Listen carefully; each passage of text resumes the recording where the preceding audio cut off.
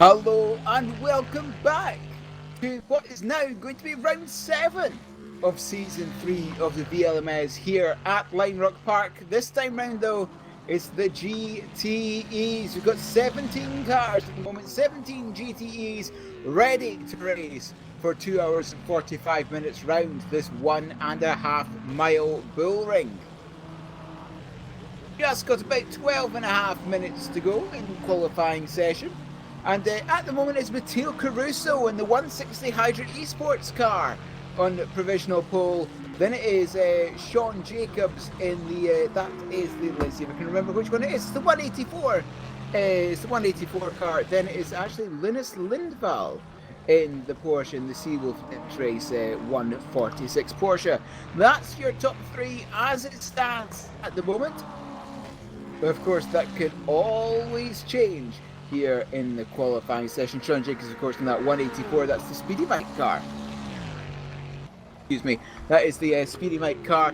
Just a quarter of a second between Caruso and Jacobs as it stands.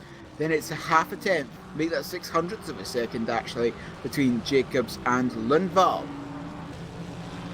The provisional pole position time at the moment of 47.996. But this race might be ever so slightly different to the one that we had earlier today. This time round, it looks like there may be a little bit of rain on the way. The ground is a little bit damp as it stands, and there can be rain, perhaps in an hour, perhaps in an hour and a half, and that will certainly throw a spanner in the works.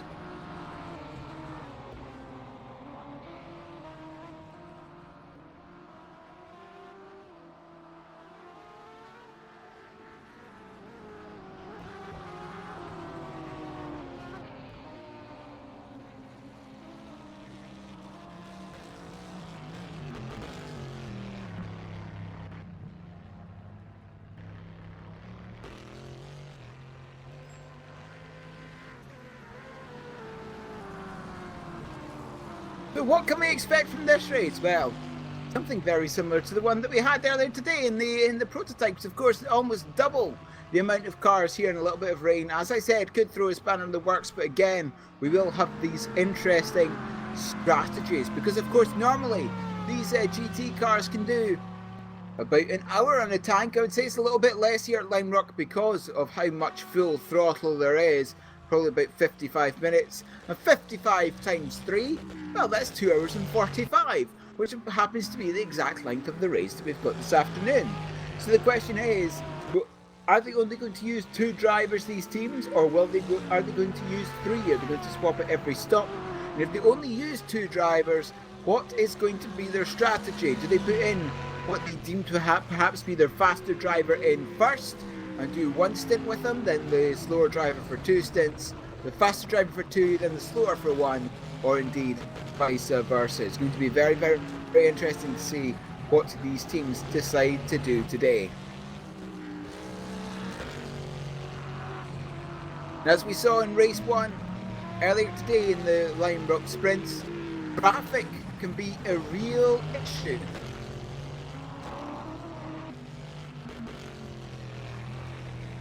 Earlier, cars had real trouble unlapping themselves until they really, really went for a big, bold attack. Will the same be true of the GTEs?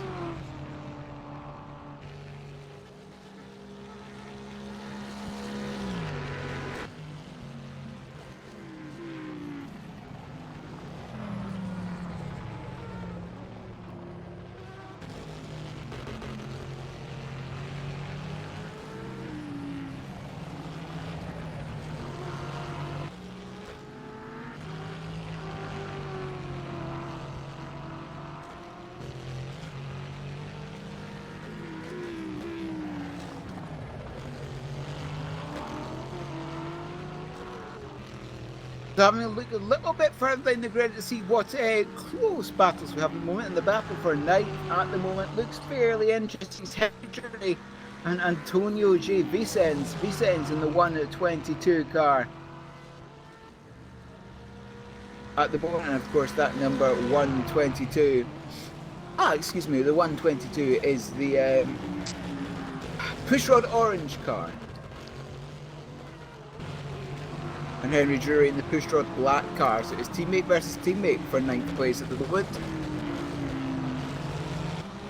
That would be a very fun little intra-team battle right this afternoon.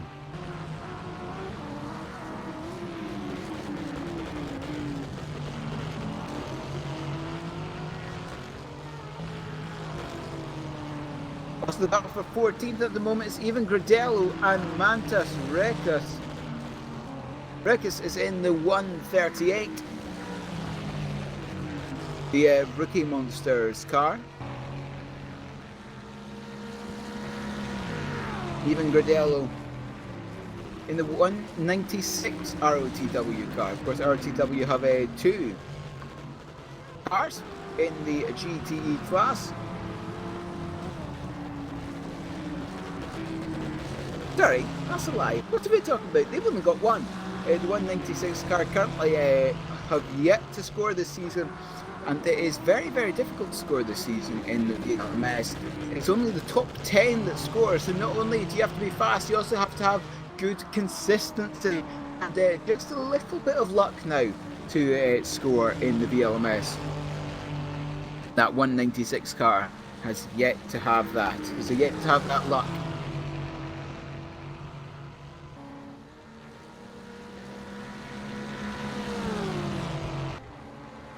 We have a look towards the top of the standings to see what the story is going to be.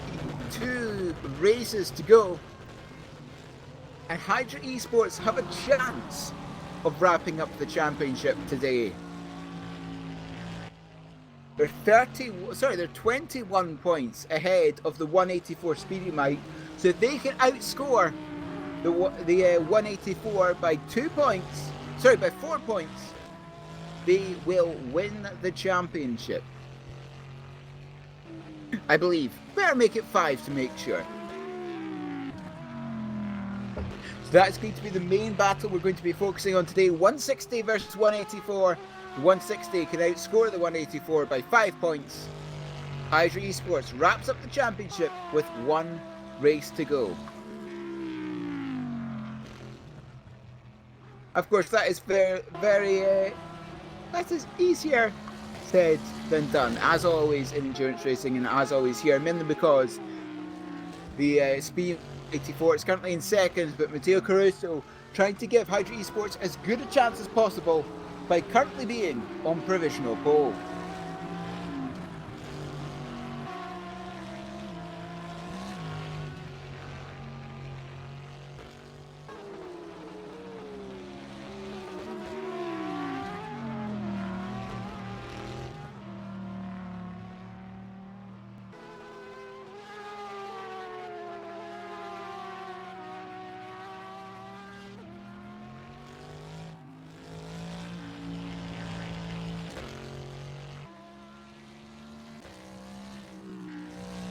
Gabriele De Angelis with a good showing, currently up in 4th position.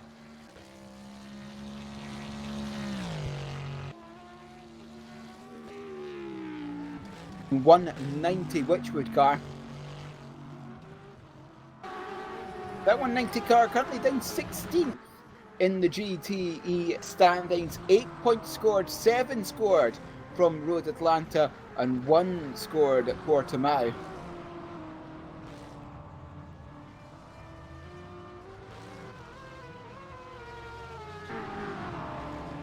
But a no score in the other 3 races. The 4th position could give them a good opportunity to really launch themselves up this standings table. They have got 8 points at the moment, excuse me. But if they scored another 10 or 12 today, that could easily put them on the lower reaches of the top 10 with only 1 race to go. And that's how competitive it is down there in sort of like the midfield of the GTE pack. A good race can easily vault you 4 or 5 places.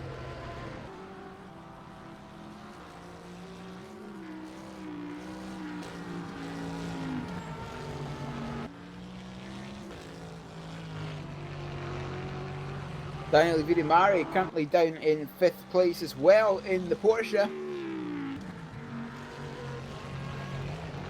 The 1, 2, 3 car.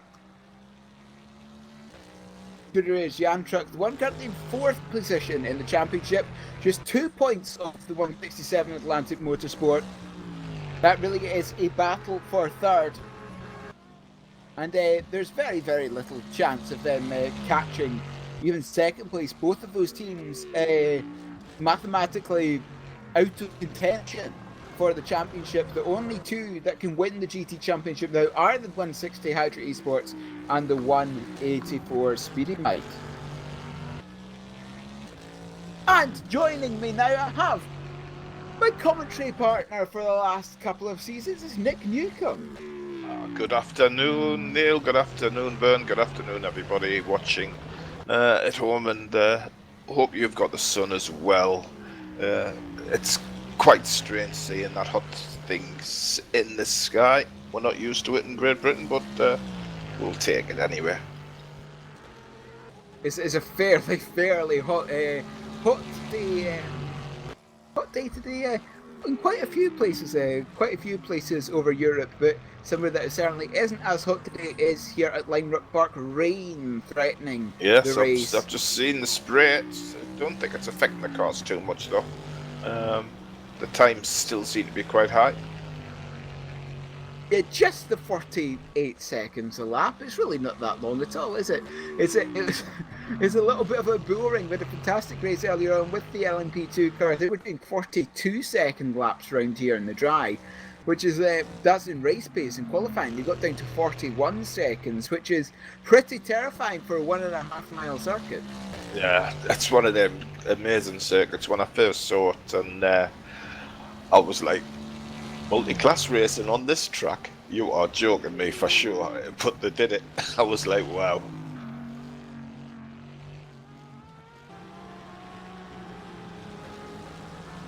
There is like I said earlier, it's still Matteo Caruso going out consistently, trying to improve the lap time of the 160 car, although he's not going to get out in time for another lap. So the 47.966 is it for the Hydra Esports. Sean Jacobs is also retired from the session.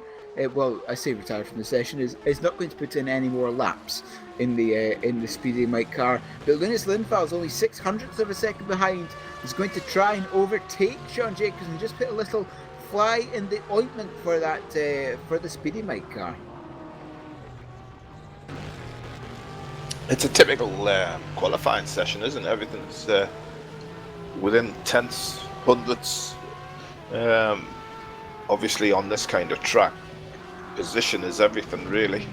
It's really tight. There's only certain places where you really expect to make the overtake, so getting pole position is I would say is pretty important here. Yeah, track position is fairly important. We saw earlier that it was very difficult for the LMP2 cars to unlap themselves. And indeed, if they wanted to make a move, they really had to commit themselves and just have a little bit of cooperation from the other car as well. So it can be fairly difficult to pass here, but of course that is also because there really aren't that many big braking zones here. You could say you've got turn 1, you can use the slipstream off of the final corner down the front straight into turn 1. You've also got the braking zone for the chicane as well, but apart from that there really aren't any overtaking opportunities here. No, it's pretty tight. You got to make the move, you've got to really commit, and there's got to be an understanding between the two drivers that you know, if you make a mistake and you're the guy in front, you've got to understand the guy following you's got to commit, and we'll see how it goes. But I think there's enough class here to make sure that we don't have any main problems. We have just finished the qualifying session. The top 3 from the qualifying was indeed Matteo Caruso in the 160 Hydra Esports. Sean Jacobs next in the Speedy Mite. What number is that one again? That's the 184. Then it was Lunas Lundvall in the Seawolf Net Race Motorsport 146. What I find fairly interesting is that 146 car yet to score this season despite good pace, as we just head across to the briefing by race director Bernd Schmidt.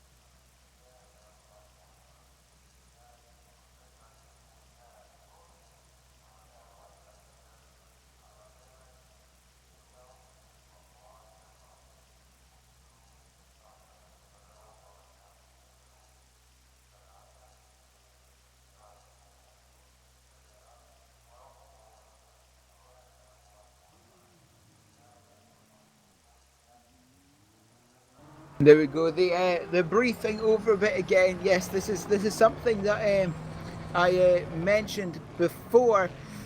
This pit lane can be very dangerous. Well, it was okay in the LMP2s. It can be a little bit more hairy in the GTEs because you have to come almost straight from the racing line on the exit of the final corner, straight across the track, and try and brake down to 100 kilometers an hour at the same time. There's a tire barrier there that will easily hurt your engine, perhaps even kill your engine should you hit it. And of course, in the rain, in these treacherous conditions now, that pit entry is going to be so much harder.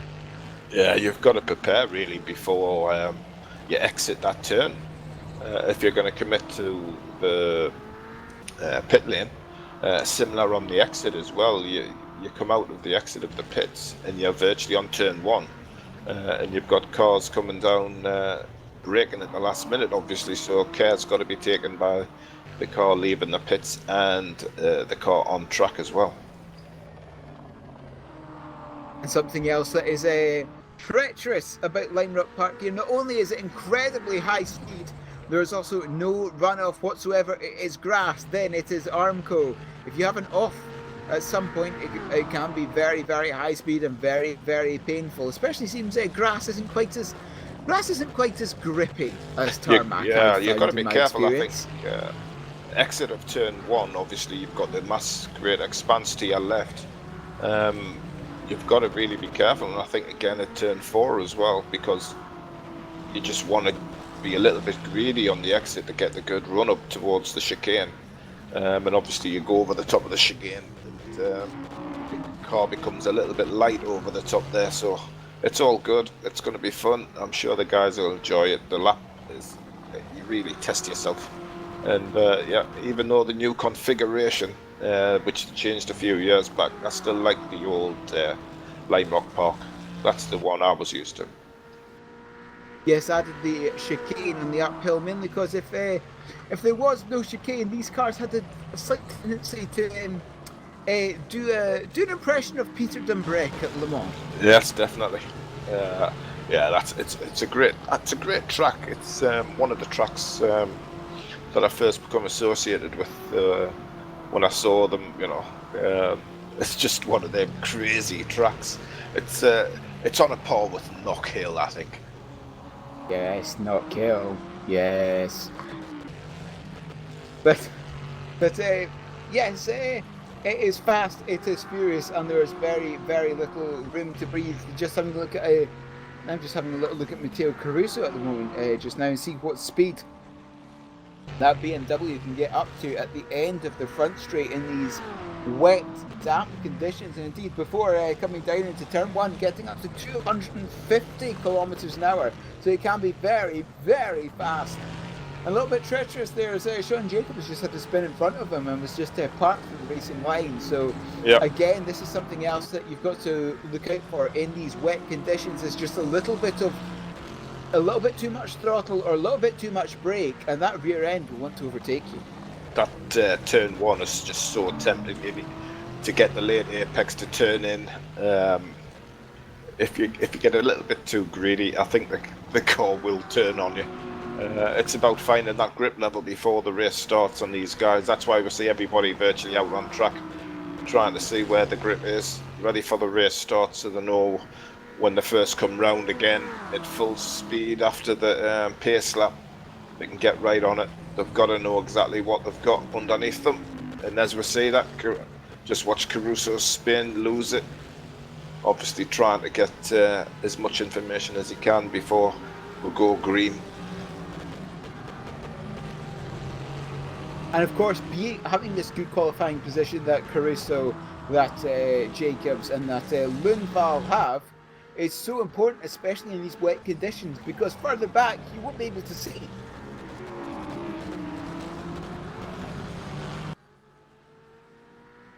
These big curbs is another iconic thing of Lime Rock. They are big, and if you get a couple of wheels on them, they will start to spit your car out to the other side. They're on the inside of pretty much all of the corners, and it can be very dangerous, especially up at West Bend, the second to last right-hander up the hill, and down diving turn at the final corner. You do have these massive curves right there on the inside, and again, in these wet conditions, curbs are so much more slippery. Yeah, for sure, and I think the guys really need to be aware of yellow flags as well. Instance ahead if you are further back. The leaders do push it a little bit too much and lose traction and go off a little bit wide. The yellow flags will come out, and so these guys following behind need to be aware of that. And also later in the race, if they do indeed have to obey the blue flag, they've got to watch that and look for a safe place to let the guy past. But it's going to be an interesting, I think, the first 5 to 10 minutes where the grip levels are getting worked out. If the rain does stop completely and the track starts to dry out, it'll become very interesting to see which drivers are choosing what tyres. And we see Caruso's going off again, following a couple of cars, most possibly unsighted maybe, we'll see. But the way they're falling off the track at regular intervals makes for a very interesting first 5 to 10 minutes.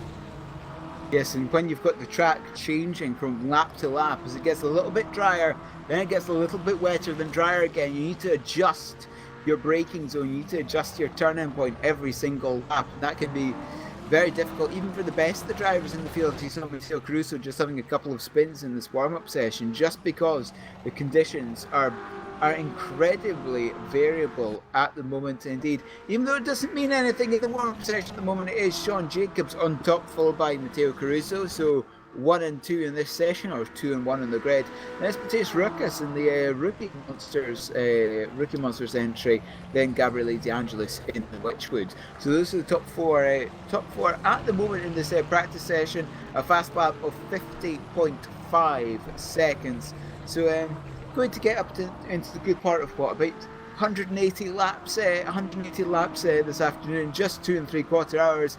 And once you get sort of like this bull ring, and once you do so many laps, every lap just kind of merges into the next one. Then you start to lose track of time until that little annoying fuel warning light comes on. Then I have to come in now. I suppose I'm forced to. I think this is the kind of track where it's you, the car, against the track personally. Because when I've been on, it's all about getting that lap time and getting that turn-in point, trying to correct every lap, because it's a short track, but it certainly tests you. And the car, getting this setup right, it's a really enjoyable track to drive. And I don't mind it being short, because you can get enough laps non-essential personnel leave the grid now. Ready to go. Of course, I'm well acquainted with how fun a track it can be to drive. Let's put it that way. We are just getting to the gridding process in Rock Park before 165 minutes, 2 hours and 45 minutes of flat out racing. And the grid is the 160 Hydra Esports, 146 Seawolf Net Race. Then it's the 190 car. Then it is Daniele Vidimari, David Serra, Cedar Vire in the Atlantic car, the one that's in the championship. They've had a very, very strong season this year, actually. Daniele Brambilla is currently in 8th in the Witchwood Pushrod car. Then the sister car right behind. We've got a problem with the Scudinaria Bolsonaro car. Had to start from the pit lane.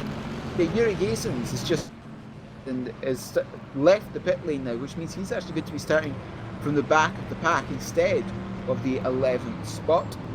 Then it's the 163 with Andrea Di Cello, Brian Van Buzicum, Q, even Gradello and Mantis Rekus in the Rookie Monsters car. Alexandra Baumgarten in the Porsche, and the running at the field is the treble one, Daniel Montiero. And then finally it is Yuri Gieson in that Scuderia Negro 133.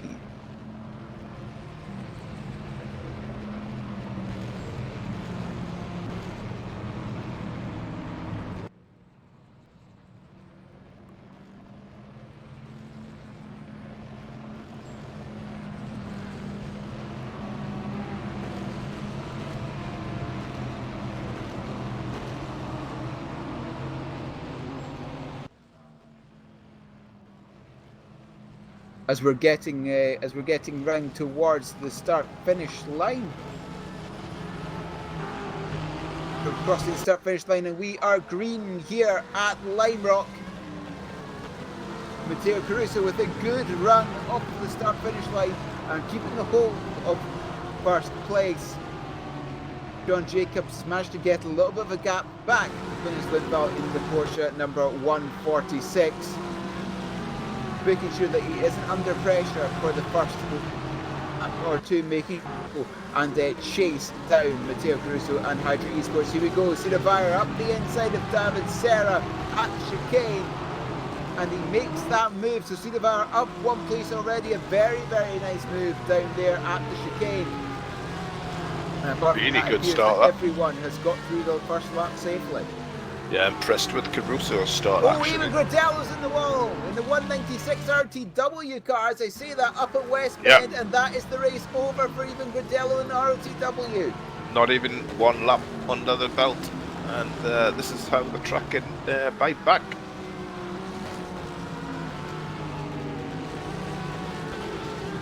And Yuri Gishens is through, doing drive-through. So he's put himself way back.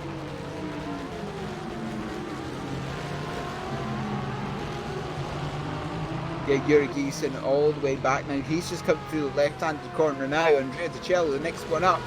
And there's been a big incident. That's Alexander Pumgart Yeah. and Andrea Dicello, I do believe, coming out of the right-hander on the way up to the chicane. Trying to make his way back. Dicella's got damage as well. Yeah, it was Dicello. Dicello had a spin and then started to come back on track. And then Pumgarten had nowhere to go.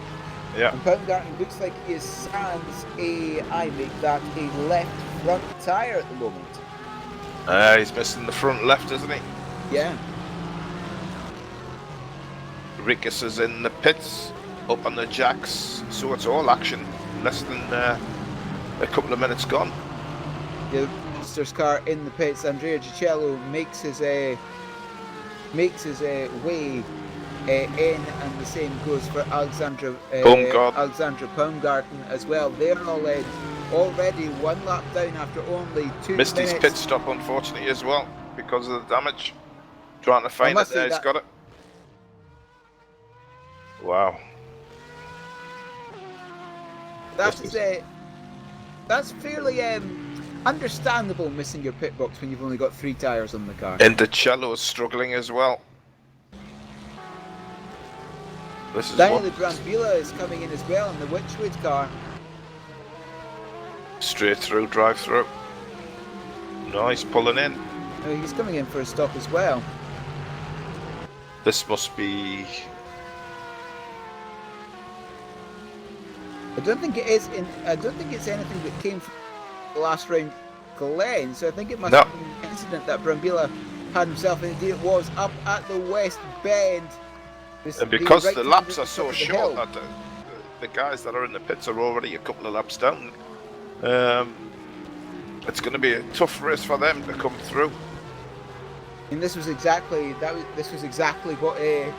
what happened earlier on in the LMP2 race. A full pit stop, driver tyres and fuel cost you 2 laps.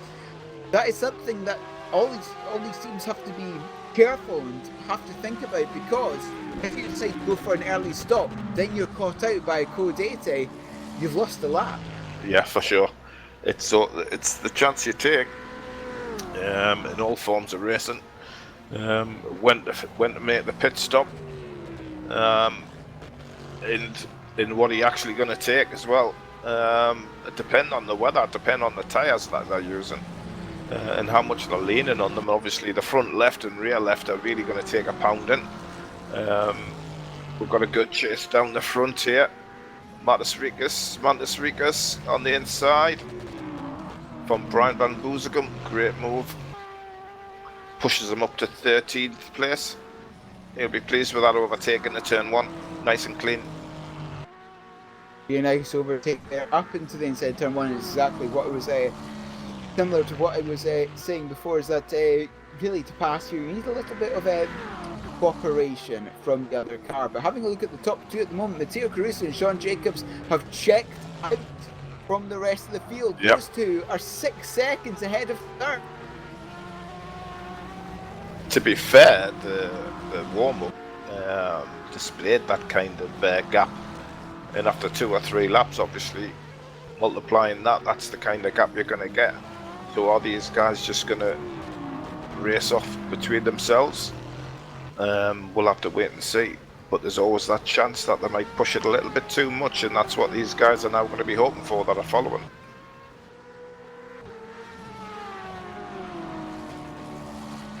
Yes, and I think it really just goes to show how good these 2 teams have been. The fact that they've managed to have this sort of gap after only about 6 laps, and it just goes to show again in the championship that these 2 teams are the only ones with the chance of winning the GTE championship here. It goes to show the sort of almost step above these 2 cars have been so far this season, as David Serra and Antonio J. Vicens is for 7th place. It's David Serra in the 137 car and Vicens Racing car for 7th position there. They're actually coming up on traffic. I think that's Gabriele. Oh no, that isn't traffic ahead at all. That's Gabriele De Angelis. That one is for position as well. So it's a now 3-car train for 6th position coming up the chicane, and right there is Rakers from the Rookie Monsters car. Yeah, I like that new scheme from the Rookie Monsters, actually. Oh, just watch Drury there. He's taking a little bit too much grass at times. It's I'm a bit worried about that. Sarah's in. David Serra comes in. He's stopping. Then that's up in the jacks. Now I'm just wondering, because of course these GTE cars do about an hour on a tank. Yep.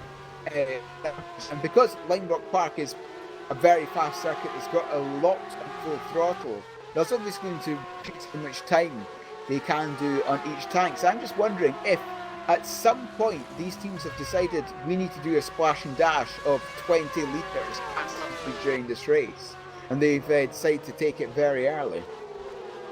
I'm just looking at the times, the top 2 guys as opposed to the rest. I'm just having a stab in the dark here. I'm just wondering if these guys at the front, they can't be that far ahead. I'm just wondering if there's something to do with the tyres that have come on. Have they jumped on the slicks and the other guys have got mediums, or because of the weather earlier have they put wets on? I'm not sure. But the gap's too big just to be a power thing. Yes, it is, and it's fairly interesting to see how these teams are approaching the beginning of this race, because it almost seems like it's some teams can't decide whether to put on mediums or wets, and already after just 8 minutes we've only got 7 of the 17 cars in the lead lap. Exactly. We're down to Van Boezegem in 7th place, who's only on the lead lap, and this is what's the drivers are going to be aware of as the race goes on. Blue flags are going to be going at them most likely for virtually a full lap if they get that far behind.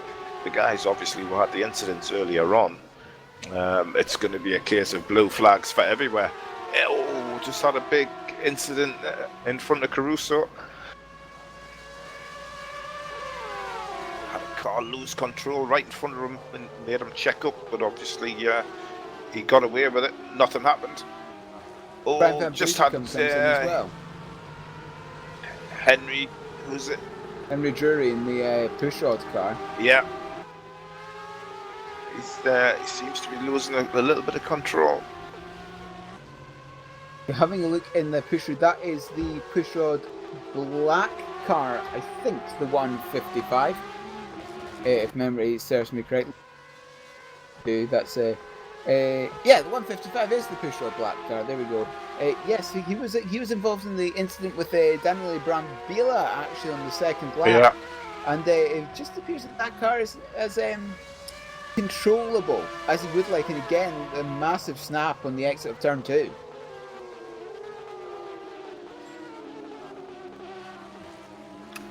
A lot of pit stops. We've got Geeson's back in, Gabriele De Angelis and Danielle Monteiro. I saw Monteiro go off a little bit earlier on into the wall, so that would be quite a bit of damage. That'll be getting fixed. He's off there. Hopefully he's taking some fuel on, change of pits, change of strategy now, try and get him back up. There's a little 3-car train for 3rd place at the moment. It's Lunas Lindvall, Cedar Vire and Daniele Vidimare. Lunas Lindvall holding station from 3rd place in the 3rd place qualifying that he managed to achieve in the Seawolf net race 146. Cedar Vire plus 3, I think it is already in the 167 Atlantic Motorsport car. Very good job by him so far. Daniel Vidimare 1, 2, 3 car there in 5th place, just trying to get up into 4th and perhaps even a podium in the offing for the Scuderia Gian truck car.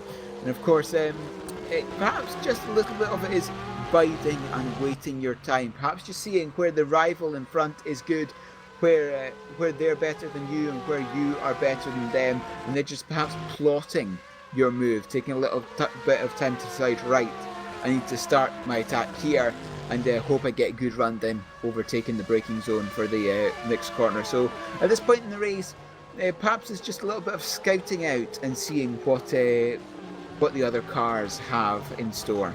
I don't think this Cedar Wire is making a little bit of headway through Sector 1, but maybe he's had enough. He's probably had a look, see where his strengths and weaknesses are from Linval, and now he's starting to close up a little bit more.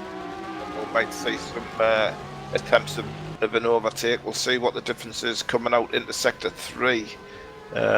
See if there's any, the net race has any more strength in it, depending on the setup where they've gone. Yeah, he definitely seems to be making a bit of getting under the slipstream. I think in a lap or so, if he keeps on his tail, there could be a chance of an overtake into turn 1 for sure.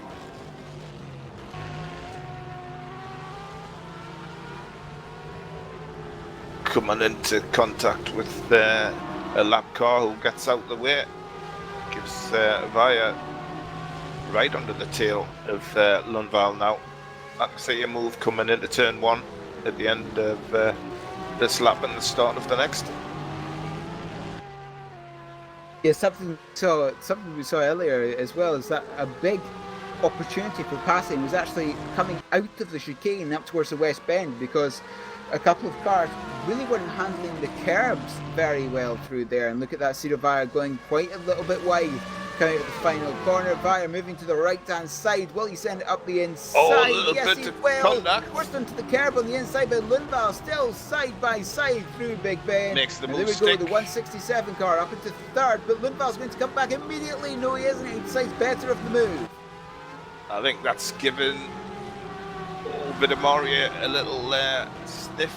Oh, car goes off in the rear. The Corvette, the GN truck again is in trouble. Geisens.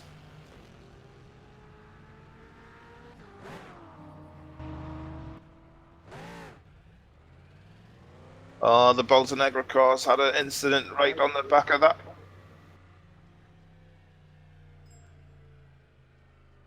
The first code 80 of the race.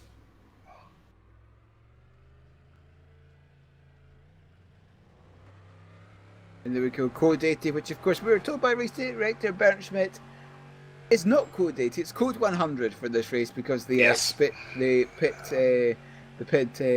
speed limiter here is 100 kilometers instead of 80, and that does not look like a happy suspension. That does not look like a happy car for Bolsonegra.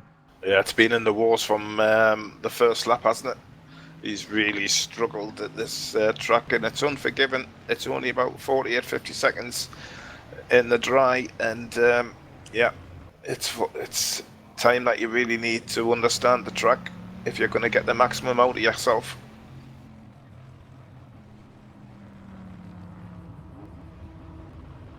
As we're going to be coming back up to green flag conditions again. And we're back to green now that Yuri Giesen has managed to get into the pits. And Via will now be trying to run away from Lundvall and Vidimari in 4th and 5th position. The gap between Jacobs and Via at the moment, just 6, made that about 7 seconds actually, so it certainly is not insurmountable. No, for sure. It all depends, obviously, where you're meeting traffic now. Because as we look at it now, we're down to the top 6 on the lead lap. When we last checked, Van Boezegem was on the lead lap in 7th. Now Van Boezegem's down to P8. Mantis Ricas is up to P7, and we'll find Antonio Vincent in P6 is the final car on the lead lap. So now this just shows you the pace of these guys at the front pushing. Yeah, these guys on the these 6, the only ones left on the lead lap, and of course it is really interesting because in the LMP2 race that we had, there was 10 cars, but we didn't actually get any of those 10 falling off the lead lap until the first round of pit stops, if memory serves me correctly, about 45 minutes into the race or so. So it's fairly interesting. As Antonio J. Vicens has a little bit of a sideways moment there at the chicane, directly ahead of Matteo Caruso. Caruso very, very lucky to escape unscathed from that one. But Via, look at the speed of Via. He's closing in on Matteo Caruso. That gap between them was about 12 and a half seconds at the end of the Code 80. Is now only 10. Yeah, it's looking good. Jacobs is bringing the gap down. Side of Via is starting to get a push on now, isn't he? If he can get it closed up before the first round of pit stops, this could work out well for him. And he's dragging Lundvall and Vidamari with him. Top 5 now on the lead lap.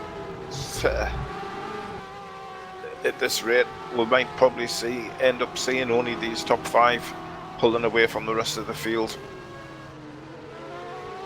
Yes, these top 5 covered by 12 and well, make that about 13 seconds at the moment. Linus Lundvall and Daniel Vidimari, those two are close for 4th position. It is the 123 Scooter Gian truck and the 146 Seawolf race cars. They're coming down the hill.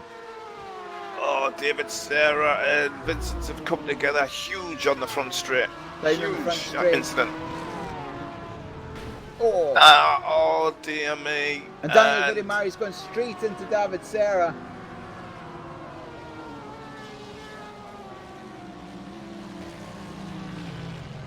Sarah parks sideways to the track.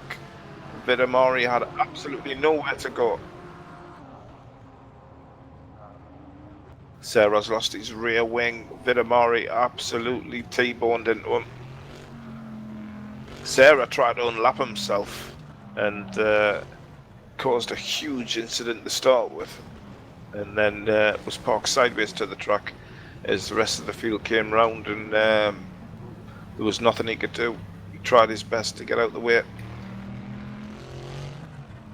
Caruso takes the opportunity to get into the pits.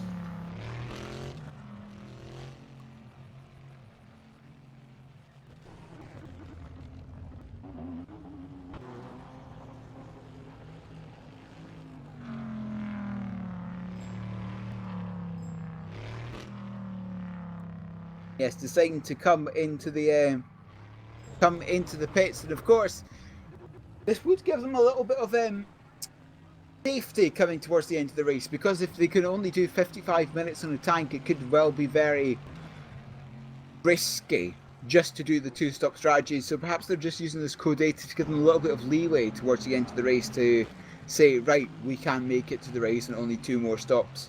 Linus Lundvall is the same. He came in the 146 car to decide to take advantage of this code 80 as well. So yes, perhaps a couple of these teams just deciding, right, we're going to use this to make sure that we can make it to the end of the race.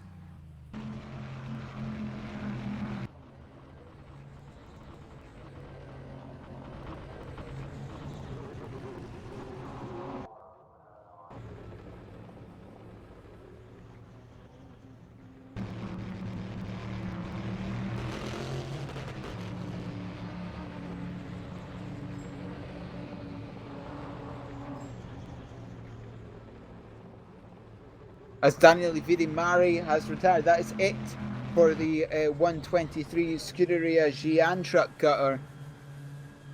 After 21 laps here at Line Rock, that is it for them.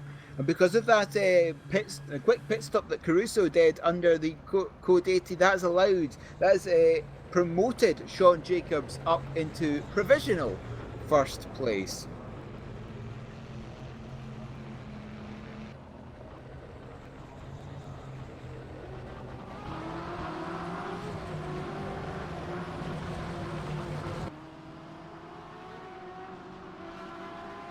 So from that chaos, basically on the front straight, yes, Vidimari has actually retired. Sarah, yeah, who began the incident with contact with Vincent, is still in the pits.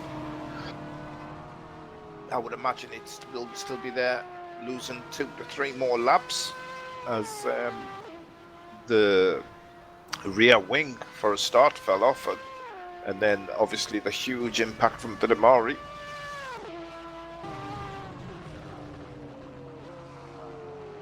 So we'll have to see how long it takes. Is at the minute Caruso has already pitted, is 2 seconds down on Jacobs. Do you know, did Jacobs come into the pits or did he decide to stay out? No, Jacobs stayed out. It was Caruso was the only one that pitted out of the top 3. And Cyril Vire appears to be on a charge. The gap between himself and Sean Jacobs now only 6 seconds. He's got 4 to Matteo Caruso ahead. Cyril Vire in that 167 car seems to be on fire for the moment. I'm sorry, but Caruso's in the box seats, If he's the only one who's pitted, he's on a full set of... Yeah, that's also true. He's whether he took just fuel, which I would imagine, he's in the box seat. Yes, and it could be interesting because Cyril Vire in that Atlantic car, of course, Atlantic currently 3rd in the championship. He's on a charge, isn't he? They had the podium in round 3 that was Mosport. They finished 2nd, but I think perhaps it's getting towards the end of the season. I think they could well go for a risky strategy We've got Henry Jury at the side race. of the track, stuck against the Armcourt, coming out of the final turn, and he's gone into the pits. That's the race over. That's the race over for the push rod. It's Henry Drury, so that is the push rod black car. Indeed, it is the push rod black out car, of the 8th position. 155.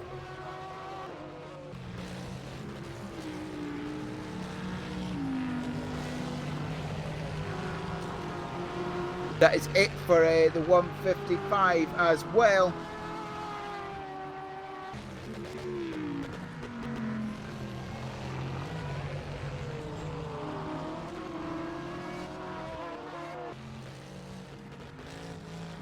As David Serra is still in the pits, trying to fix that damage from the rather sizable accident that they had earlier. But yes, Cyril Vire is just falling back ever so slightly from Sean Jacobs now. That gap now 8.3 seconds. Of course, that could well just be due to traffic, as David Serra has actually now come back out in his GT car, the 137. Yeah, 7 laps down now. But it's a case of trying to carry on, because the way the race is going, being 6 or 7 laps down could still get you a couple of points. So it's worth going for. Well, once they pass Henry Drury and Daniel Vidimari, they'll actually be in 11th place. So yes, it could still worth me a couple of points should they continue.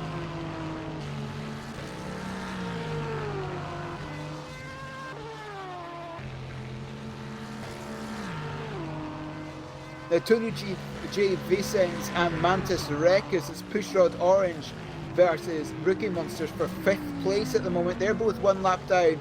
They've completed 26 laps this afternoon. They're just coming through the West Bend now. And Rekas right there underneath the rear wing of Vicens.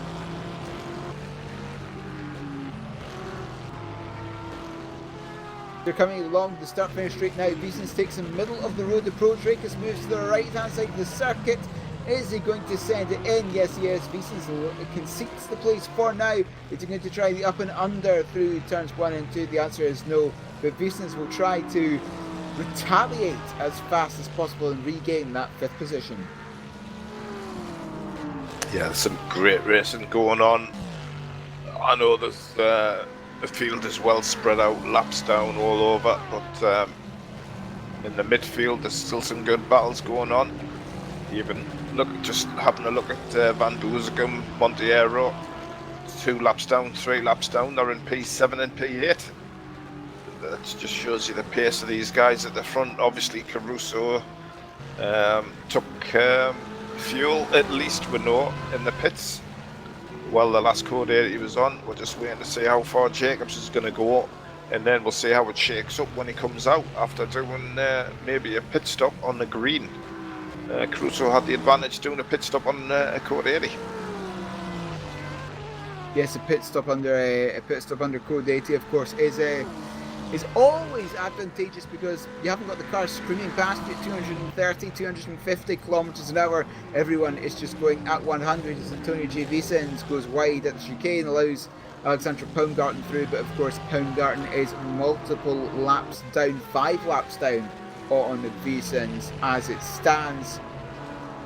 Jacob's And- gap's opened up to just over 4 seconds to Caruso, so he's putting a shift on.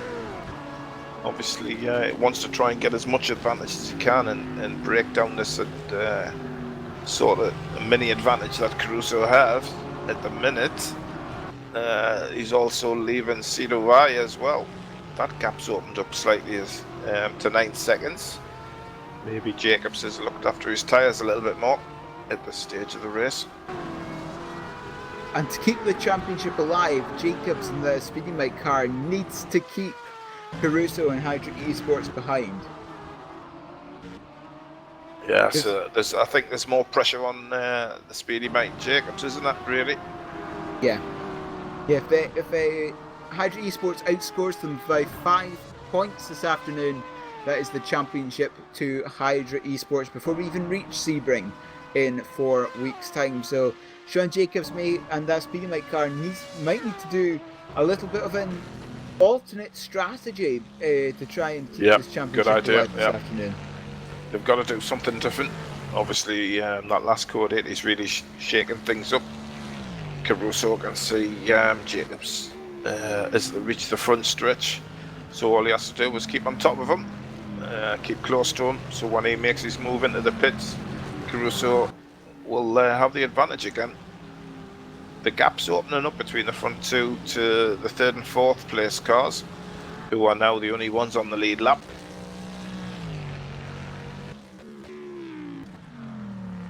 So we've lost 3 cars at this present time. 28 minutes in.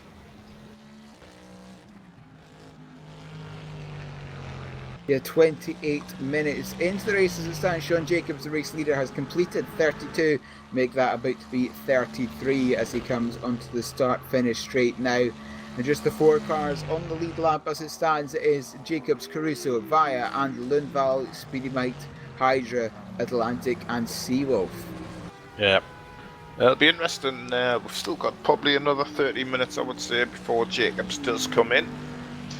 Now, if Caruso's come in, just taking fuel, I don't think the tyres will go.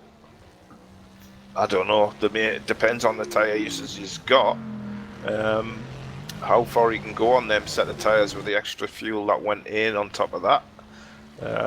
So he's got enough fuel for another hour. Or at least 50 minutes in that car of Caruso, so we'll see how his tactics play out. He's got, he can go whichever way he decides, really, because the ball's really in his court. He's got fuel to play with, so he can see how it shakes out.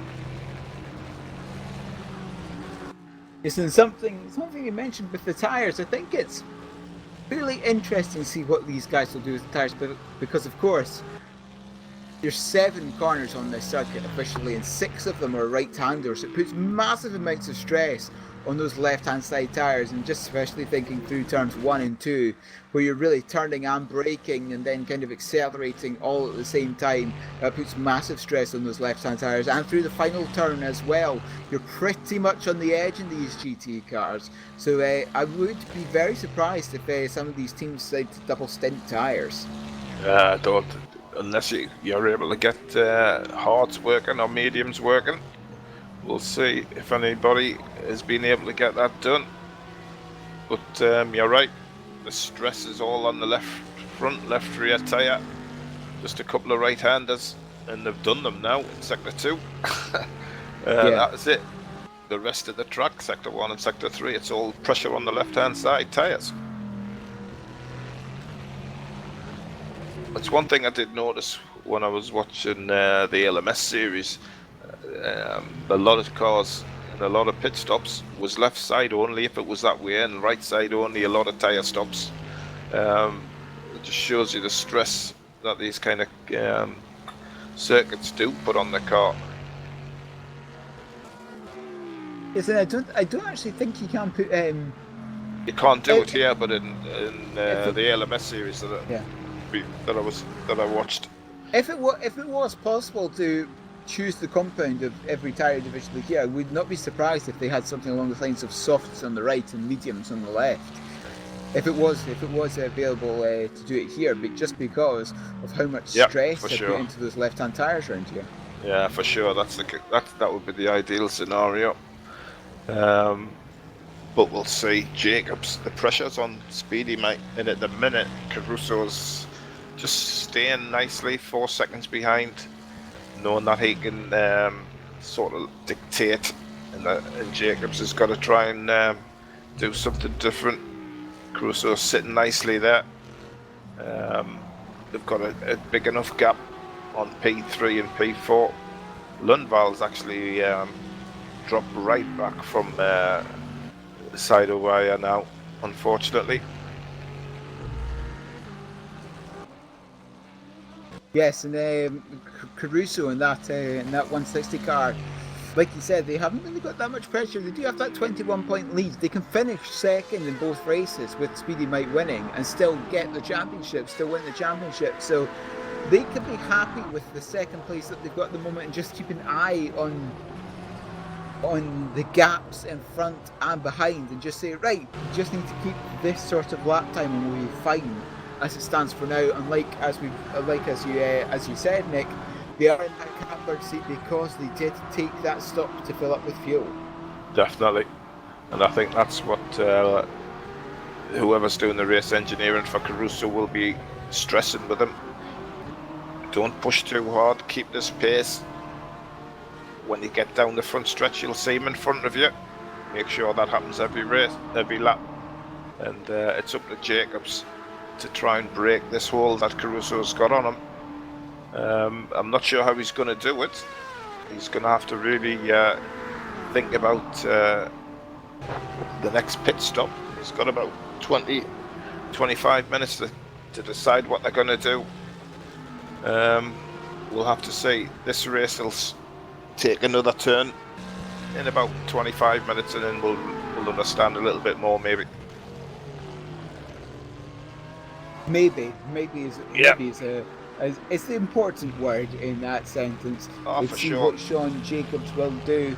It will be a full tank of fuel, obviously, but the question is, will he change tyres? And will, of course, he change driver? This is something that we talked about earlier, is that, of course, we do have the 70% rule here, is that no driver can do more than 70% of the laps in a car. And because of this shortened race, 2 hours and 45 minutes is only 49 and a half minutes is 30% of the race. So that's something that you've got to look at, is that, right, 50 minutes really is the minimum the second driver can do. Can we swap them over at the first stop and still be within that rule? Can we still be within that 70% rule? Yeah, that's an interesting thought as well. I was just thinking of that when you were saying, obviously, with the Caruso stop,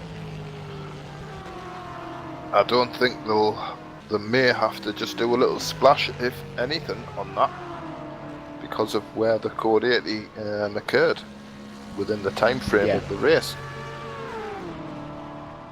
Yes, but if they just make the walk, but their neck, that'll be then fine. That will be the 70% rule. Fine, they will have cleared that. But I'm just thinking, if, for example, Jacobs or Via, if either of them, they decide to change, if they only go for a two-stop strategy and just stretch the fuel a little bit, and of course they're going to have to change their driver at the first and the second stop. Yeah. Depending on code 80s, that could be risky. Yeah, we've seen it before with Salt Moore last year, didn't we? I think there was the last 3 or 4 races, we never took our eyes off that clock because some teams were really pushing it, weren't they? So we'll see. We'll see how some teams go. Some teams might actually go for the first stop in about 10 minutes and make it a straight two-stopper from there. Yeah, just splitting up the race into pretty much 4 equal chunks. Yeah. We'll see.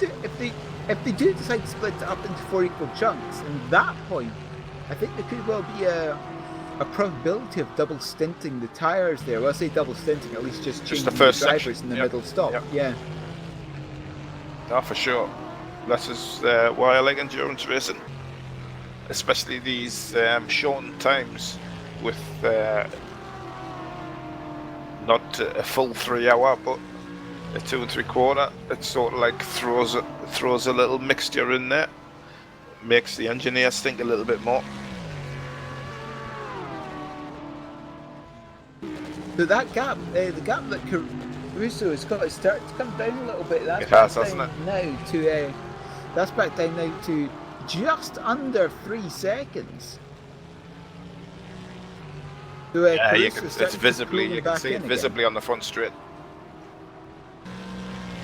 When you can see your rival, that just always gives you a little bit of an extra kick. Yeah. And Jacobs will be thinking, what can I do? We've got a nice battle for 4th and 5th because of the way Lundvall's been falling back. He's dropped into the clutches of Mantis Rikas now in the rookie monsters. I think those two are a full lap apart. Oh dear. Yeah, I It's think looking good. it was looking good. They are 4th and 5th, but they are almost exactly a full lap apart. Sorry to rain on your parade. But Rikas will want to get through. Yeah, Rikas will want to get through as soon as possible to try and run away from, well, the car behind is Antonio G. Vicens in the 122 Pushrod Orange car.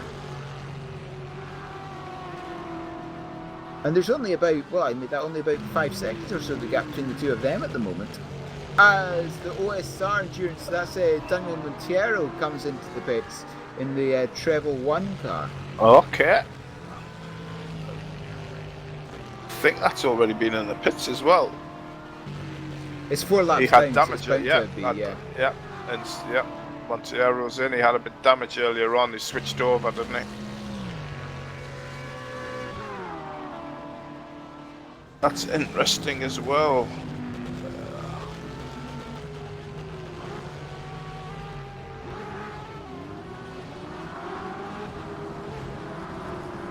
So he's already been in for damage, obviously. Comes out. I wonder if they're going for the pit strategy, the fuel. So we'll see. We'll see how that shakes up. Still in 8th position, even after that damage that he had earlier on in the race. That was a fairly short stop as well, actually. So I'm just thinking that they could be doing the. Oh, as Rukas goes round, I think that was actually contact with them.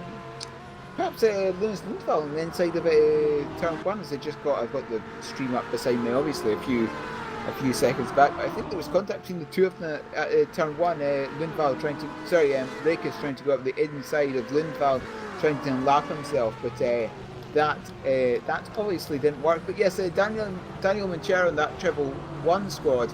And they're back in again, actually. Yeah. Now, what's going on here? Oh, is this a drive-through? Oh, naughty boy speeding in the pit lane. Yep. This is what we mentioned earlier on, coming off turn 1, isn't the final turn. Didn't get the speed down, and he's gone round. Tyres are still a little bit hot.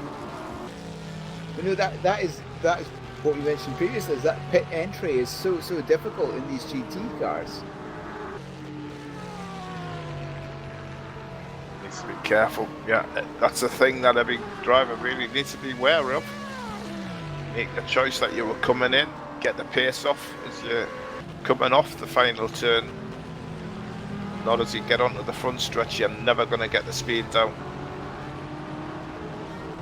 Yeah, you need to start lifting off the throttle at least halfway through the final corner. Oh, for sure. That can be fairly hairy if you've got someone directly behind you, because there's no way to indicate that you're going to be coming into the pits. Yeah, you got to use the lights, I think. Flash them on. Yeah, and because obviously you're coming off on the left-hand side, aren't you, from the fast left-hander, and the entrance to the pit lane's on the other side. It wouldn't be so bad if it was on the same side as the final turn, but it's not. You've got to cut across the track. Yeah, you do need to, and of course that final corner diving turn is only a one-line corner. Yep. But you can go side by side through there, but it requires a lot of cooperation and it requires a lot of slowing down as well. So, and that's the same for a lot of these fast right-handers. Is that they are pretty much all just one line. You've got the chicane, you can move into there, but again it requires cooperation. And really, it's just something around this track is that you always just need a little bit of help in order to be able to make the move.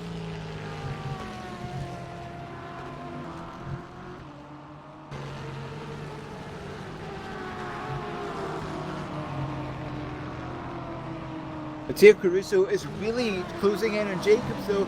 That gap now under 2 seconds. 1.7 as they cross the second split line. As they cross start-finish line, it is 1.6. John Jacobs making his way through traffic. Caruso's done really well on this set of tyres. He's been steady for about 20-25 minutes, hasn't he? 4-second gap. Yeah. And just slowly in the last 5-6 minutes, just upped his pace a little bit to match Jacobs' tyre wear, and the gap's now down to 1.4. He's drove a pretty good race as Caruso here. Yes, just using that little bit of alternate strategy, and those fresh tyres, even though they're only 20 minutes fresher, can be all the difference. 20 minutes is like a third of a stint, but that can be all the difference. Again, he's right on Jacobs top of him. coming It's up going to be traffic. under a second. Yeah, Jacobs coming to traffic is DeGallo ahead. DiCello, the car that's currently in 13th place. And Jacobs needs to get past, of course. DiCello will be showing the blue flags. He's 7 laps down as it stands. Will be showing the blue flags, but he needs to get out of the way at some point. Poundgarten is the car ahead as well. He's 6 laps down. There's nothing he can do. There's 3 cars in a row in front of Jacobs. Nothing he can do.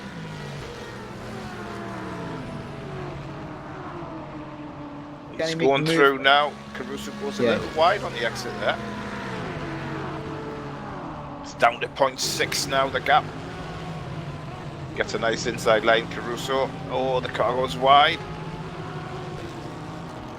Off into the grassy yonder. Yeah, DiCello, yeah. So now here we are. That's something about the turn 1, turn 2 is that it's so easy for you. You're just taking a little bit too much speed in your car to just understeer off into the grass in the distance. See, the Bolsonegra car goes through the escape route. The normal circuit, if you will, which we're not using because of fears of lift off. Lift off. So here we go. Jacobs flashing the car in front of him. P1 and P2 in the race separated by less than half a second. Both get through nice and clean. Baumgarten keeps well clear. They're coming through the S's now, then up towards the chicane, and they've got quite a bit of clear track ahead of them actually. So for the next few laps or so, it is just going to be head to head, coming through chicane. Again, those big curves can really unsettle the car through the chicane. Yeah, both cars seem quite planted through there. Not much change of direction as they hit the curbs. Quite hard there with them. Oh, a little bit wide again. Caruso's pushing so hard through that last turn. He's lost 3/10 on this lap. Yeah, and pushing that hard again. If there's just into the final corner in these GTs, it's not quite flat out. It can be during qualifying, but during the race, you just need a little bit of a feather. Lost a little bit of that back end. Left tyres just scream no more.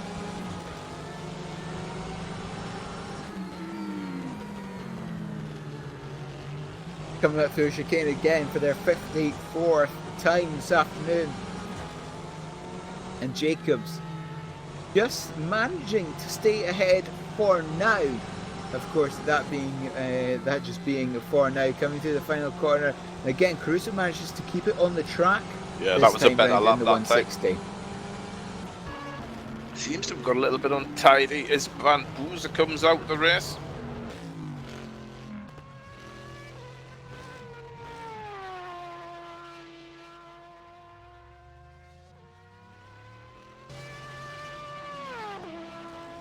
Yeah, Jason's again in trouble. Big for Van Boozikum, that could well have just been a normal disconnect for him. Yeah, it just happened suddenly, so I would suggest that's quite the case. But Daniel Manchero is back into the pits in the treble 1.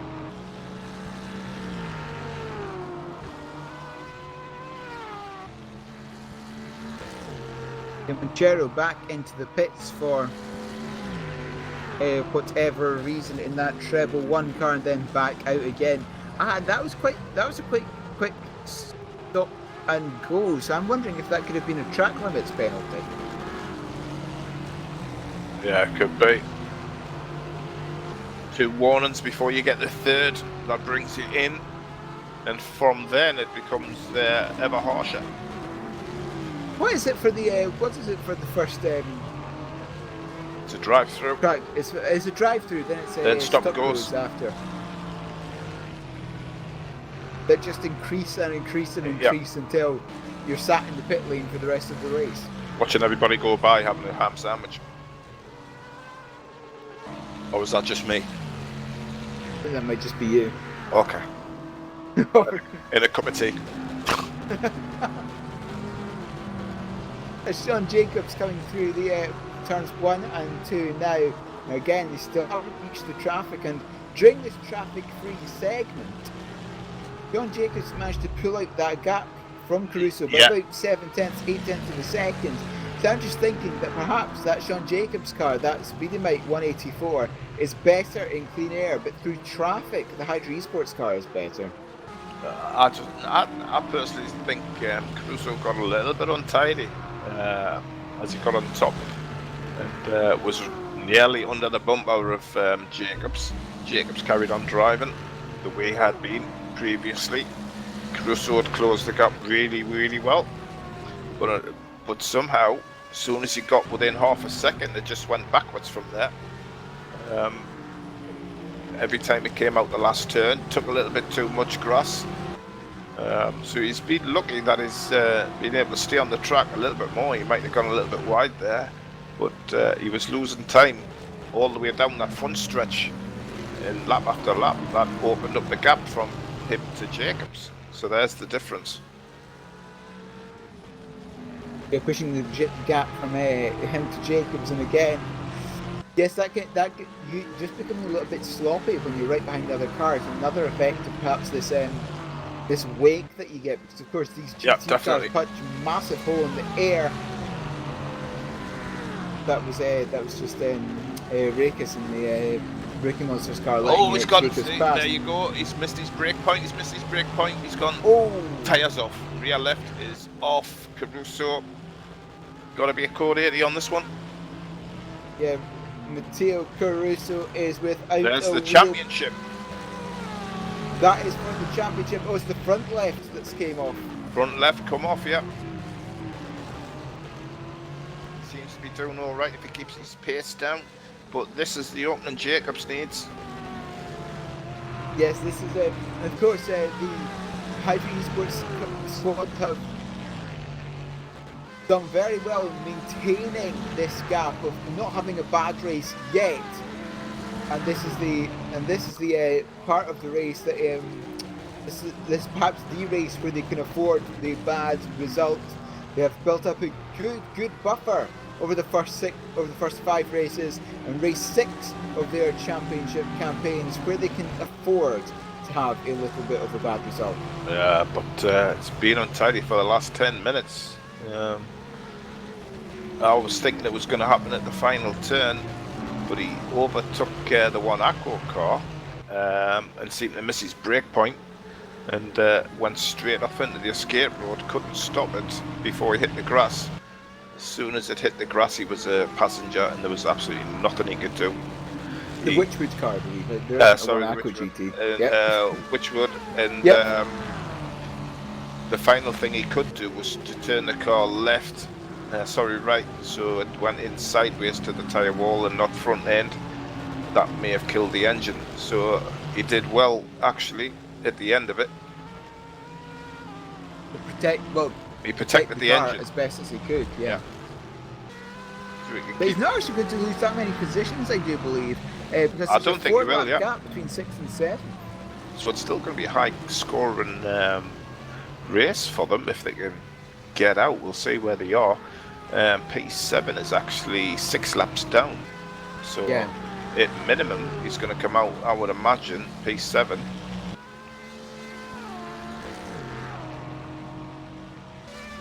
Just Benson, that's him down with the jacks now, actually, I think. Is it? Yeah. This could... So we'll see. He's down into P5 now. He's And then got Tony 2 laps on them. Yeah, Wiesens has just passed him as well, so he's down into 6th.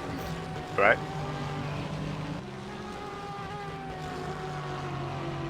That he'll be sitting there and that count will be ticking down. He just needs to stay calm, get himself together and just get back out on track, get the confidence in. Unless they're going to switch out the drivers, we don't know. Are they going to switch out the drivers? Having a look in the swap area, and there isn't anyone that would be able to get into that 160 car. So he's going to, So I think, they're going to stay with the stint length. yeah, it's going to continue to be Caruso by the looks of it. So he is still stationary, and that is just painful. Oh, for sure.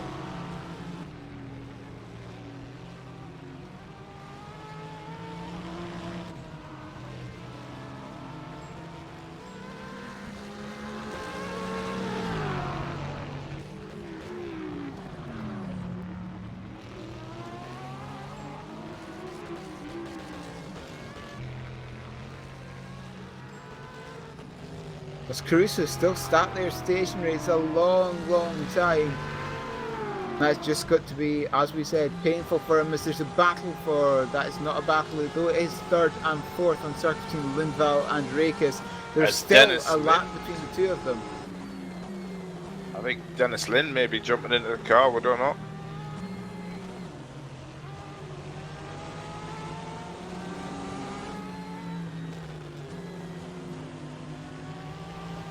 This is really giving the race to, or at least the possibility of the race to Sean Jacobs. And the speed he might have taken this to the very last race. As Daniel Manchero is in the pits again in the Treble 1 car. Yeah, that's it's been a mixed race up on the jacks. Yep, up on the jacks, changing fronts and rears.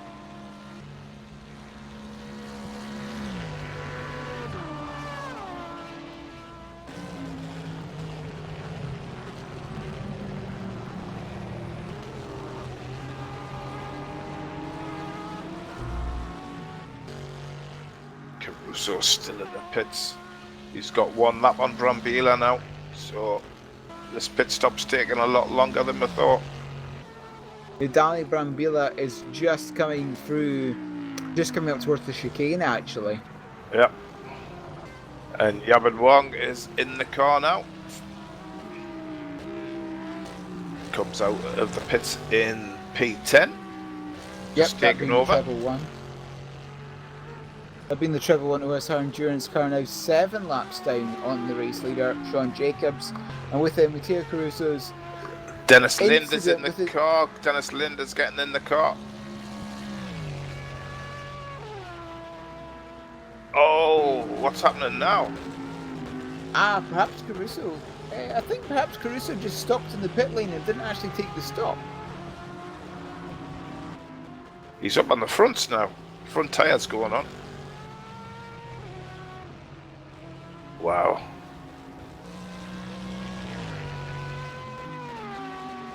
I think Dennis needs to put on a Monza type show this today. Yes, he does. Did very well last weekend at Monza. Got a little help into the gravel at Les Mo 1, shall we say A little that? bit help, yeah. And Then and the Marshall, 1 in front. Waves green, 1 in the rear. Waves yellow, and where's Dennis? He's next to the yellow flag waving.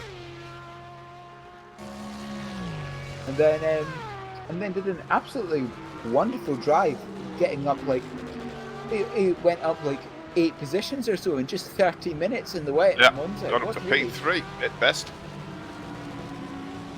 Yeah, that's really, really impressive stint there in the Block Pan Endurance series.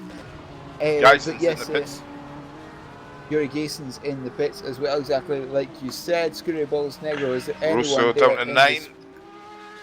In the swap area, I do believe there could be, yes, it's Roger Decline, I do believe. Yeah. It looks like there's going to be a swap in there for the 133 car. Good to see SimHQ back in the game. You could have been right about that pure disconnect.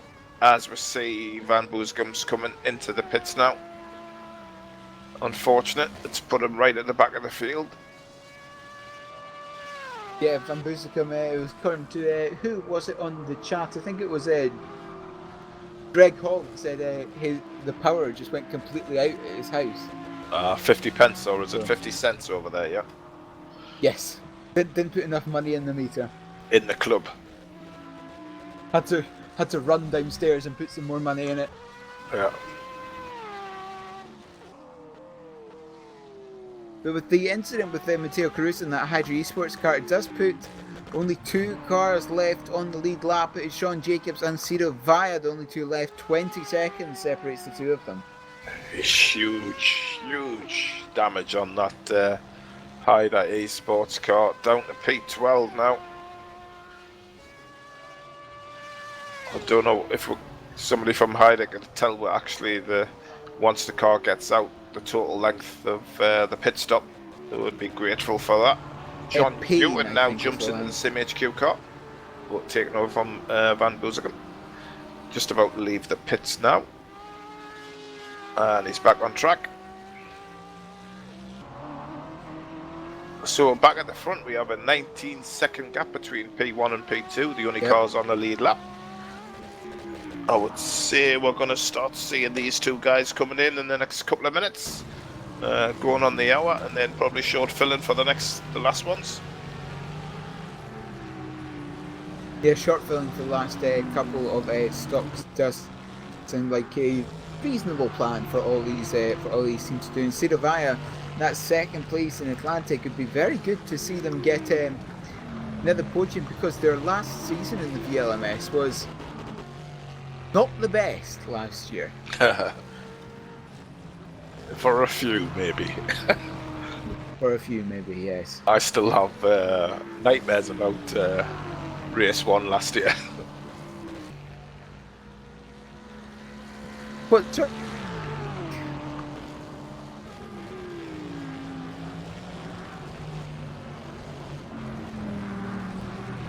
Dennis Lane is indeed in the car and out on track. It's a case of head down and get yourself back into it now.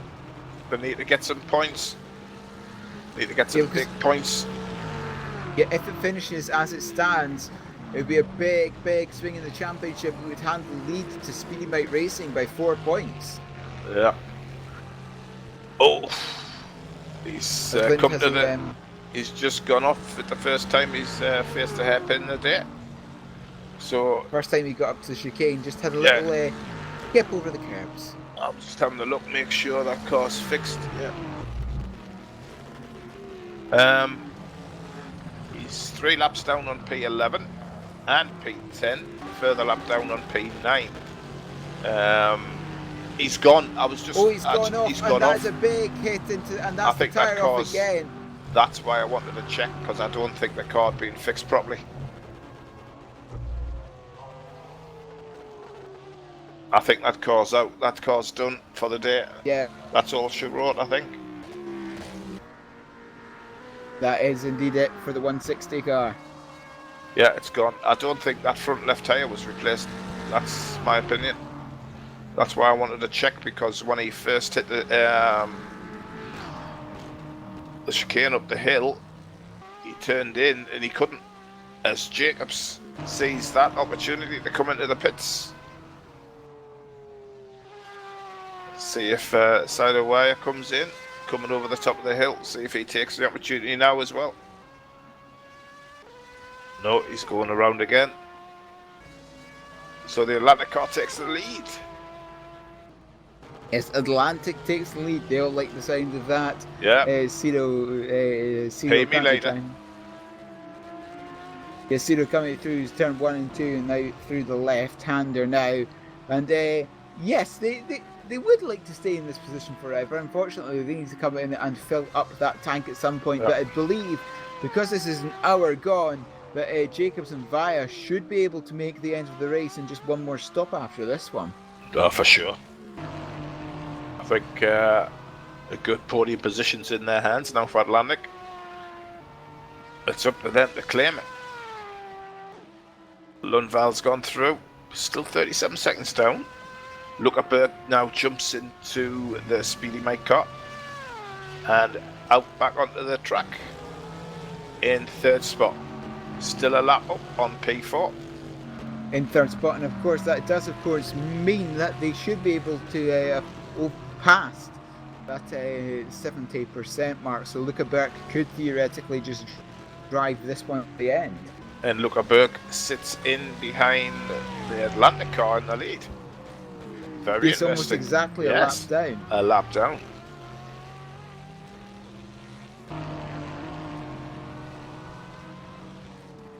Almost exactly a lap down. Fuel only, methinks.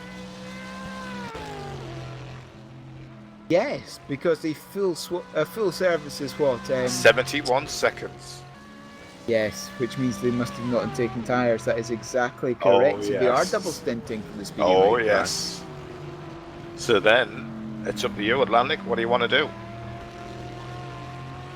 To stay in touch, you've got a double stint. The double stinting, that mustn't mean at least that they've got the hards on. Or perhaps could you double stint the mediums? Oh, for sure. You could do the whole race on hards. As Berg almost had a little look up the inside of Via at the chicane there, under braking for the chicane, but there was no room there. I don't think there's any need, really. Let's see what he's doing. See if I would wait until he passes or goes into the pits before you decide your next move. And he goes through again. So now it's up to Berg. It's Gleason's again. Negro car off. He's going up the inside. He's having a look. He's having a look. Via goes a little bit deeper because of the old tyres. Berg, obviously the tyres are coming back up to speed, so he had a little bit more grip after they'd cooled down in the pit stop. So now Via's losing his advantage he had. So if I was Atlantic, I would come in. But who am I? And as you were saying that, Roger DeClean in the Scuderia Balls Negro car had an incident coming off of the final corner and almost slid it directly into the pit lane, just hit the tyre barriers a little bit short of the pit lane. Just a wee bit. It was almost a beautiful 360 straight into the entrance. I would have been very impressed with that. Almost, but not good enough.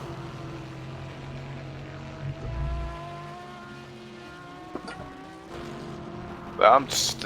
Via stays out again, all the while losing that advantage. Yeah. I'm not sure what he wants to... He's 47 seconds ahead of Burke, who's in third, who's just passed him. He's 38 seconds ahead of Lindvall. So that's what you're going to do.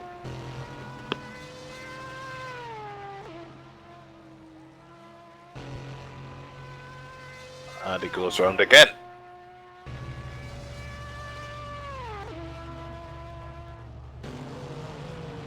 They're going round again. So how long can Via actually do on this tank of fuel? 65 minutes now that it's completed. Let's see. It all depends on what mix he's running as well. Could he eke out 2-3 more laps? I'm not sure. We'll soon find out. Burke comes up behind Vincent, who moves over, does he? Yes, he does. Got Brambilla in front of him. Burke's taken 2 seconds out of Via now. Fantas Rakes comes in from 4th place in the Rookie Monsters car. In the 137. And it's been dropped down to 5th place because Antonio J. Vicens passed. But Luca Berg is catching up very quickly to the back of Linus Lindvall.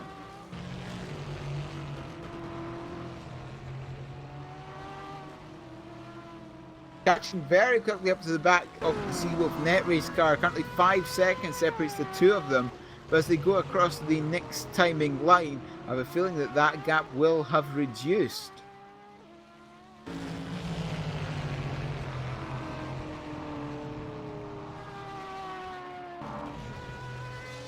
And across the start-finish line, Lundvall is now 39 seconds behind the leader. Luca Berg. He's in now. He's coming in. Oh, God. Ciro Bayer coming in from the lead of this race in the Atlantic Motorsports car. 66 minutes completed, which means they can split the final. Yeah, definitely. Or unless they're going to just go for a fast middle stint and swap back out for a final 65-minute stint. Oh, fuel only. Yeah, that was. You're right. Oh, yes. Trust me. And he gets out in front. Gets out in front with the fuel only. That was 17 seconds. That wasn't a full tank. Oh, this is tactical. This is track position, and they're taking into account how long of the race is left. Yes, they're going to go for a short middle stint. Driver in a full stint for the last driver. Yeah, change driver and go for a 65 minute stint in the last driver. And, expect the Vile will only be in there for another 35 minutes or so. And Atlantic Racing keep the lead. 14 seconds up now on Berg. Lundvall is yet to pit, 10 seconds behind Via. So the Via and that Atlantic Motorsport car now has a good chance to win this race. Linus Lundvall, though, I don't think is yet to stop as well, actually, in the Porsche. They could well be doing the same. Short middle stint, final driver comes in, drives the standard full stint. That means they would have gone the best part of 70 minutes on a tank. It's like they could be driving mix 2, mix 1. We just don't know. It'll all shake out at the end. We'll find out who had the right tactics.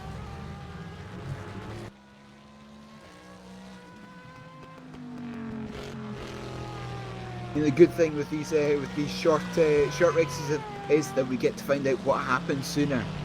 Lundvall coming out of the final corner. Oh, there's a little bit of a wiggle there, but not coming in this time round either. We've been 81 laps he's now completed. Wow. Oh no, Lundvall. Sorry. No, I'm pretty sure Lundvall pitted at the same time as excuse me, I remember now. Yes, Lundvall pitted at the same time as Caruso. They both came under that code 80. Yeah. So he's got another 20 minutes. Yes. He's got another 20 minutes. Yes, that's why it seems like they've got an extra bit of a fuel tank, because they came in during the code 80 with 20 minutes gone. Yes, they still do have perhaps another 15 minutes, which means that certainly they could change driver at the next stop, then just split it up into about 2 45-minute stints or so.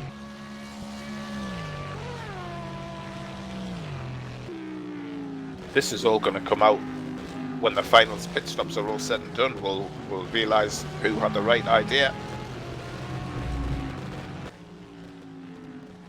Oh, I love the Atlantic tactic as opposed to the Speedy Mate. Will Speedy Mate do the short stint in the final part of the race, and therefore have the slightly quicker car on the fresher tyres? That's what I would do. But there you go. As Luca Berg is now almost right there in the rear wing of Lundvall now as they come through West Bend and down towards Diving Turn. Of course, Luca Berg in that that's Corvette, isn't it, that he's driving? Yeah, he is, yeah. So I would say the top two guys are going to be on... There we go. Slightly different fuel strategies, but both are going to have fresh tyres. Yeah, Berg Roger Decline has left the race. Due to a crash, it says, an incident. Indeed, the right rear was ripped off the car up there at West Bend. But that won't help. That car's been through the wars as well. So John Ewan, although he's 8 laps down on P11, he's on P12, so anything can happen.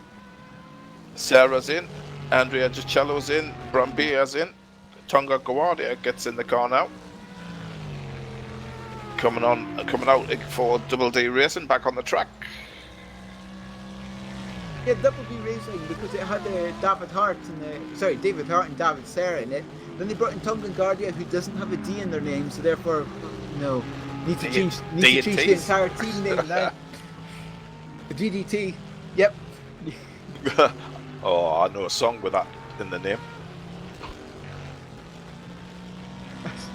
Has Luca Bert has Luca Bert came in? Luca Bert must have came into the pits. Luca Bert did come in. He did a driver swap, didn't he, with Caruso? That's right. Lap 73, he came in.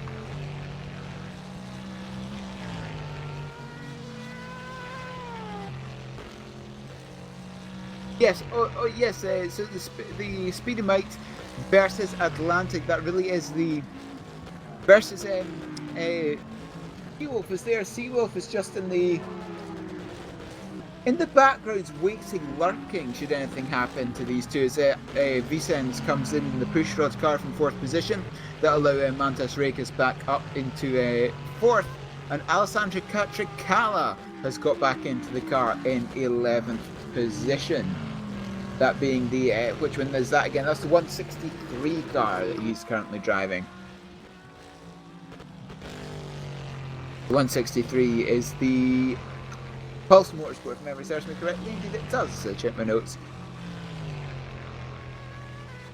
So at the minute we have the Atlantic car with just over a 7-second gap back to Luca Burke and the Speedy Mike. Both on different tactics, so it's great that we have this kind of event happening where two teams have looked at it and come up with two different options. So we'll see how it all shakes up. Probably in about 30 minutes, I would imagine. And then we'll know where we are. Lundvall hanging on to 3rd spot. He's got 2 laps on Mantas Rekas. Seems to be dropping back a bit, but again, he's on old tyres. I think the top 3 will do the final stint on the fresh tyres. Yeah. Which is the best way to go. Yeah, if you're in a battle that's as close as this and you're the only one that's on used tyres, that will certainly won't bode well for you. No. Yeah. Fuel and tyres on the last stop.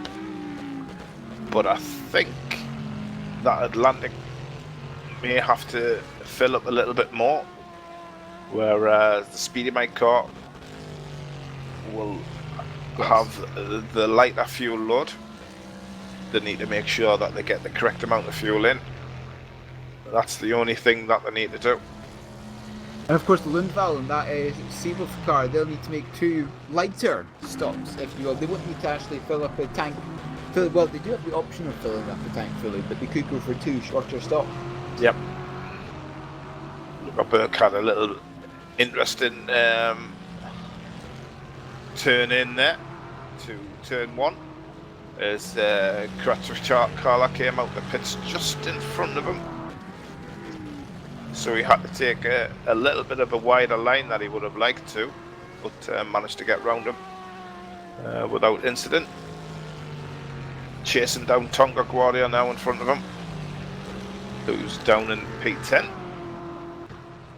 And a couple of laps ahead as it stands, or at least, a couple of laps ahead as it stands.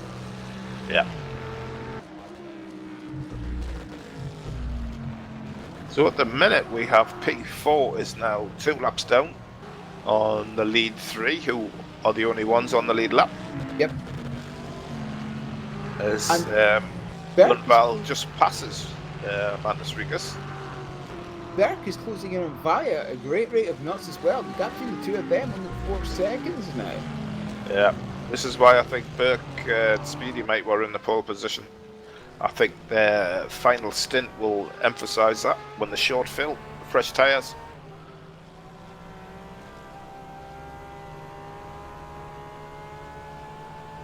Yes, I'm starting to move into the area of when will you swap your driver if you haven't already. There's still about 35 minutes to, well, make about 30 minutes to go until you need to swap to your second driver.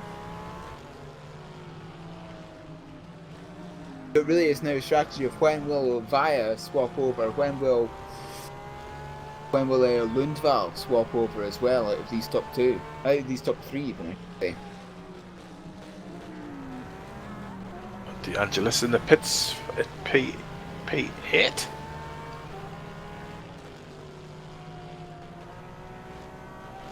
Two seconds now, the gap to P1.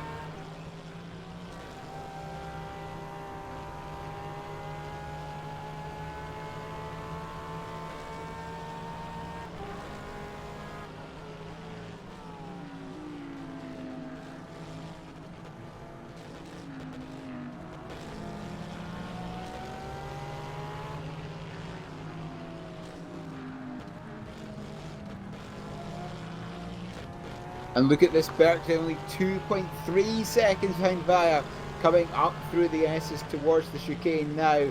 And there's only one car between the two of them now, and it is, I believe that is, yes, Tom the Guardian, the Double D racing car, as they crest the hill again, then through West Bend and diving down the hill for their 92nd time this afternoon. And again, it's just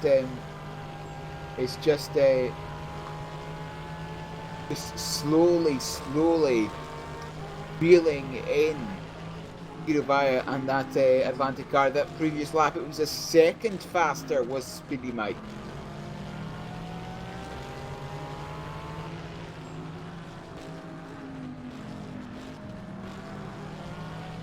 At the minute, I'm watching John Ewan chasing down Corsetti in front of him, who's just jumped into the car. He might be many laps down, but he's still pushing as hard as he can, trying to reclaim some laps. With a track this short, you're always going to be busy. Cars coming up in front of you and behind. So there's, you're always going to have your mind on the job at hand.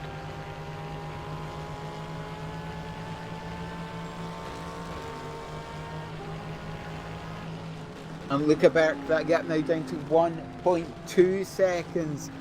Speedy Mike is catching at a great rate of knots, and I think it could well be that lack of tyre change is really hurting. It's really hurting Atlantic now, but it does mean that they will, when they have to come in to make their next stop, it will be a full service, and that will be it. But I think the Speedy Mike still needs to make a couple more stops to make it to the end of the race. The tyres on the Atlantic have gone, I would imagine. Yeah. The time they're losing now to Speedy Mike is quite high per lap, isn't it? So yeah, let's it's seconds per lap now, and Cito just needs to make it another 20 minutes and he's safe to make it to the end of the race, but then that means it'd be 105 minutes on those one set of tyres. That'll be on the last legs, to be fair. But Speedy Mike have done a great job here today.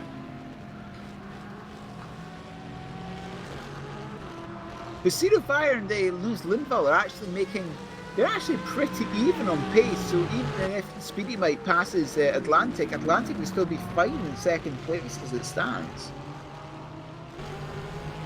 Yeah, let's hope nothing untoward happens. With these tyres coming to the end of their life, trying to push the car a little bit more when the tyres are going to scream, no thank you.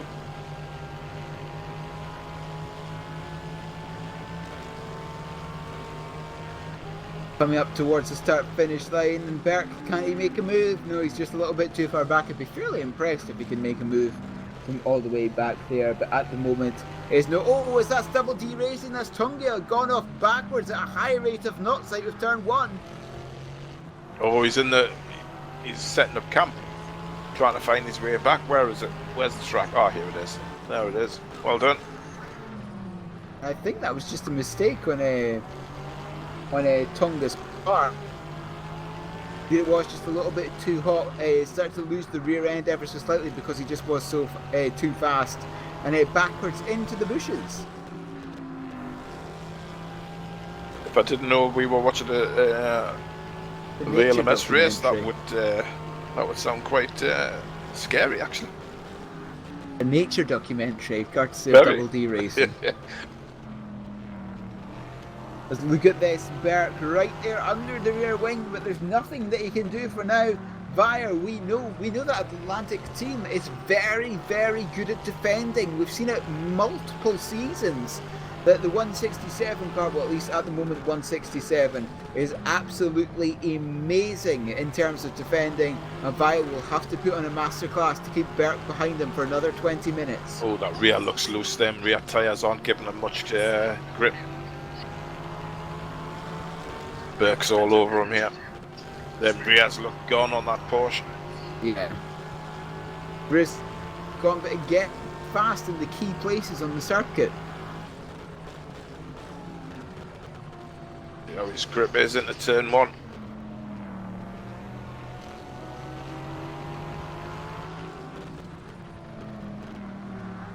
It just all Vire needs to be is good There. for correct Yeah. places, and Berk Yeah. can't overtake him. Yeah. But for Berk, you're looking for the slightest whiff, aren't you, of the opportunity? Just park it on every apex, Cito. Just park it on every apex, then he can't pass. Oh yeah. Coming down the hill through a diving turn. Now, does Berk have the run this time round? He's closing, thanks to the slipstream, thanks to the hole in the air. Defensive from 167 side cars up. punching. Trying to go all the way around the outside, but not working this time round. Will the up and under work? The answer is no Nope. for now. Yeah, he took the second part of the apex. He took a nice line into there, so you know, closed off any opportunity that Berk thought he might have had. Now through the is up towards the hill, and again, Berk can't make a move because he's just a little bit too far back through chicane, bouncing over the curbs and up over the crest of the hill. Be very impressive. Can make a move into here into West Bend, but not making it this time round. Down the hill is Porsche versus Corvette, of course, two different. And this time round, Berk is much closer. He's got a much better run, I feel, this time round. But he's still going to have to go Cito all the taking way the around inside line outside. again. He's hanging on. No, he can't.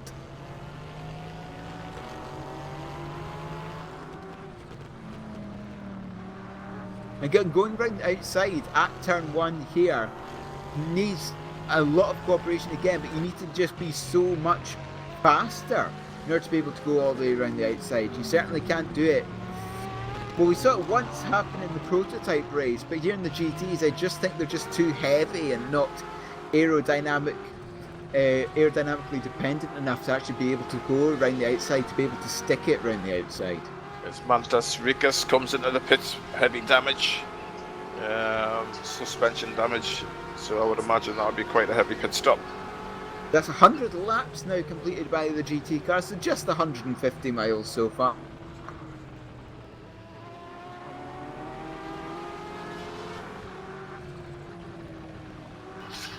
Nice little battle here. I think this could be the race right here, this section.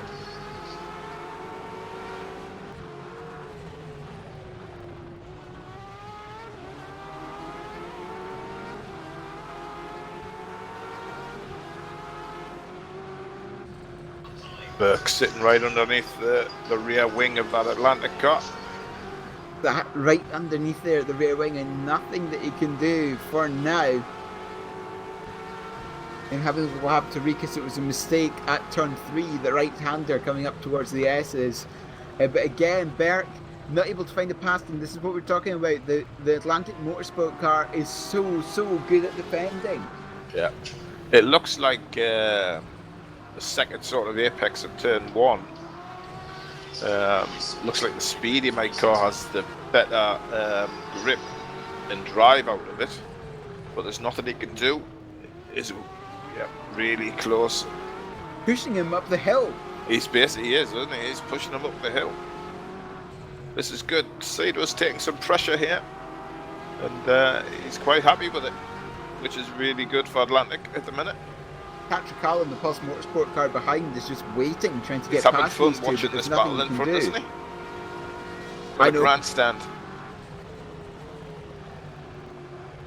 coming into turn 1 again, a little bit wide there by Ciro, but manages to close the door by the time of the second apex. There's been another driver change now. Lucas Dietrich in the which one is that? That's the 106 car now. As Lunas Lundvall is in. Oh, Lundvall's in finally. What's the time? Let's have a look. He was 14 seconds off as he came into the pit lane. Oh, is that rain? Yes, it is. It started raining, and Lundvall's coming in the worst possible time. Oh. It started to rain, and the Seawolf Net Race cars came in at the worst possible time. And there he goes, Luckenberg up the He's got the inside line. He's got the inside line. Oh, he has. He's got it. He's got it. He's got it. Still side by side. He's got it. Oh, great drive. I'll let you see that one again. That's brilliant. And the windscreen wipers are on. And it started raining. As soon as the water content of the track went up, Via just lost a lot of grip, and that certainly would not be helped by the fact that those tyres are pretty much done.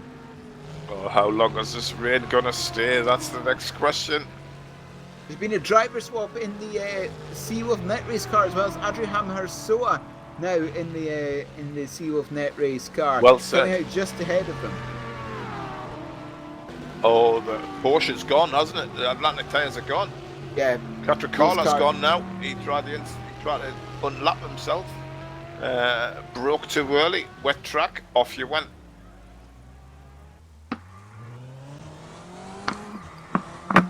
So now it is a little bit of gambling. Do you come in for the wets now, or do you hope it stays dry?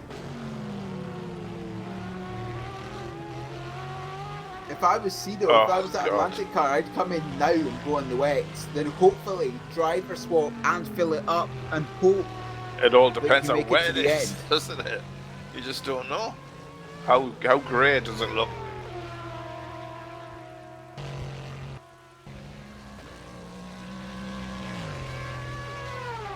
Oh, Atlantic putting a move on. Yeah. Yeah, Martin Vindis is there in the waiting room, so it's going to be a swap over from Via to Vindis. If I was Atlantic, I'd come in next time by, put wets on, do a full service, and hope that's enough to make it to the end of the race.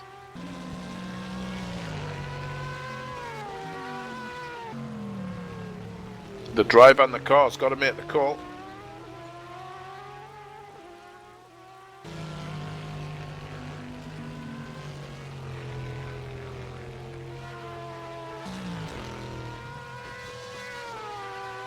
If anything, at the present time, it's getting heavier. Yeah, the rain getting heavier and heavier. It certainly is. Via still not coming through, though.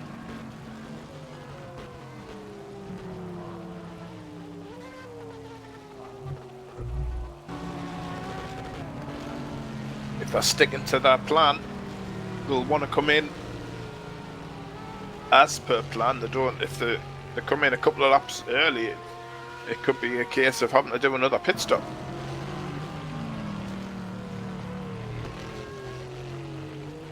But Via hasn't really fallen that quickly off the back of Berg. That gap's only just about 2 seconds. True, it's only 2 seconds. That'll Be nice if you can keep it like that. Make that Via, will he make the move this time round? Both drivers. Or doesn't he staying out? Yeah, both drivers will be relaying back to the team and the engineer how the track is, how the car feels. Trying to make a judgment call, trying to find out how the weather's going to be, if this is a passing shower, or if it's here to stay. But it looks heavy, but the track isn't getting too wet.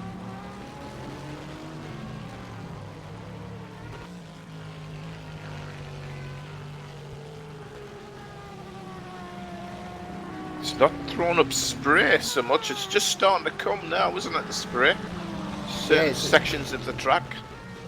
Yeah, there we go, I can just kind of see it now as he went round West Bend. And there we go, there's definitely tyre tracks now. Yeah, definitely. Yep, starting to form Yeah, now. Luca Berks came in. Burke's the first one to blink. Congagardias came in the Double D car. Alessandro Catricala has came in as well in the Pulse Motorsport car. So these cars start to come in to change to the wet tires. And I think there's a chance, there's a small chance, if you're careful, you can make it to the end from here on one well, no, this is the only service that you need to make it to the end, I think.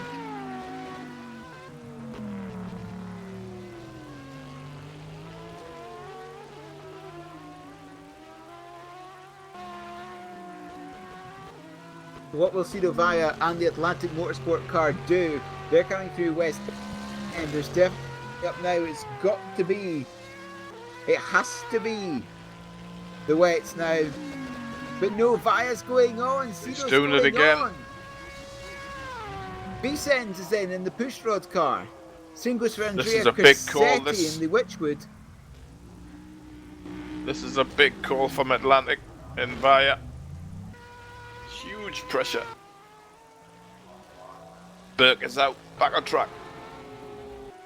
Yes, Burke is out one lap down after doing a full service, and that was a full service for the Speedy Mike car.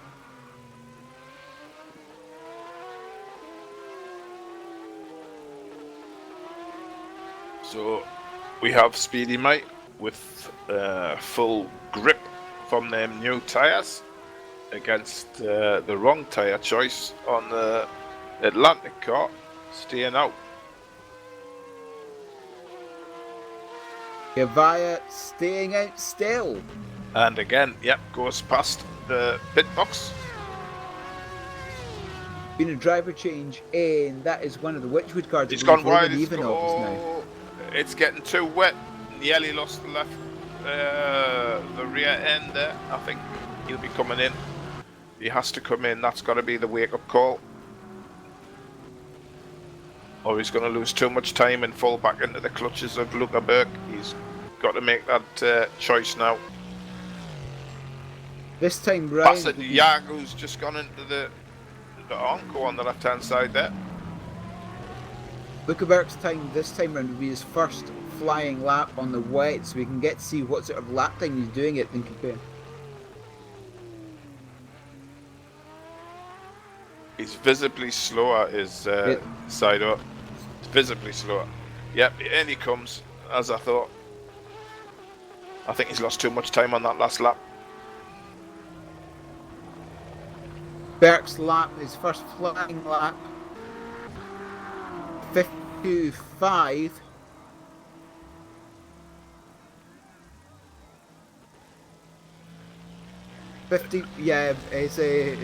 Burke's last lap was 52.5. Cito's last two laps have been a 54.4 and a 55.4. He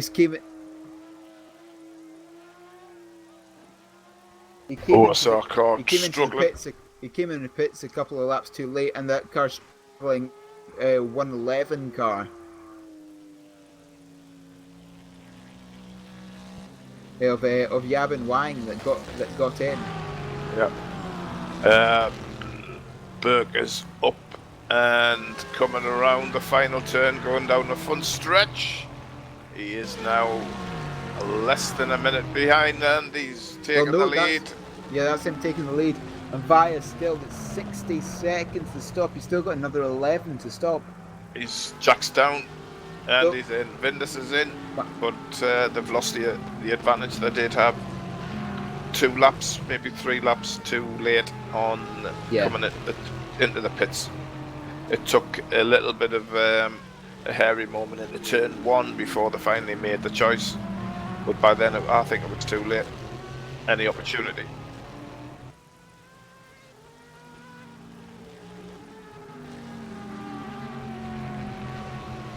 And the race director Birchbit saying there's a wet race, the wet tyres are recommended.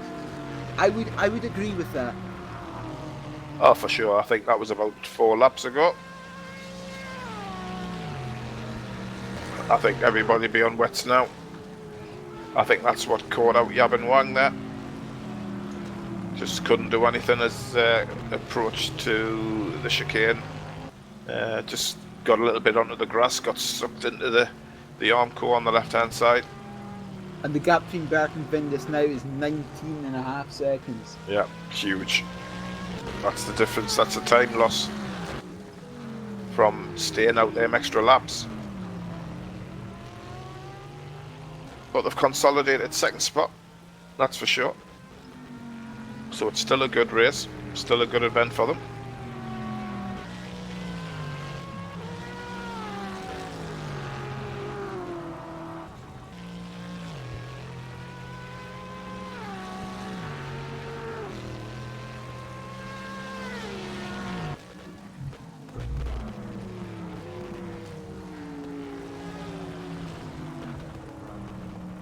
So what sort of pace can Vindis have, as I believe that is the Seawolf Net Race. Indeed, Seawolf Net Race has just unlapped themselves from Luca Berk. And Luca Berk with a massive sideways moment, and he's sideways He's in the off, middle of the he's track. off, he's He's off. lost the rear end. Managed to get going again. I'm gonna have a look, see if there's any damage, if he's alright. He's damaged, suspension damage, suspension damage into the There is, and that's the Armco. rear wing off. And That's he's the rear going wing off round. the Speedy Bike car.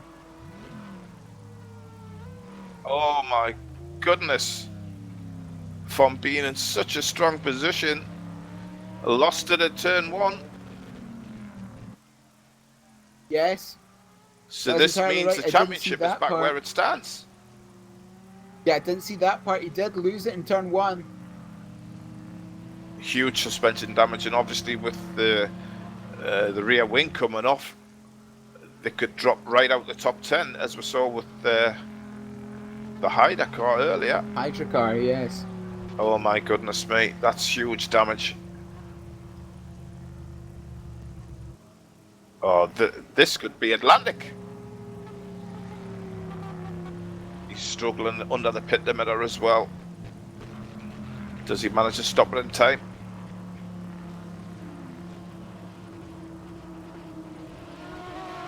Oh, what a shame.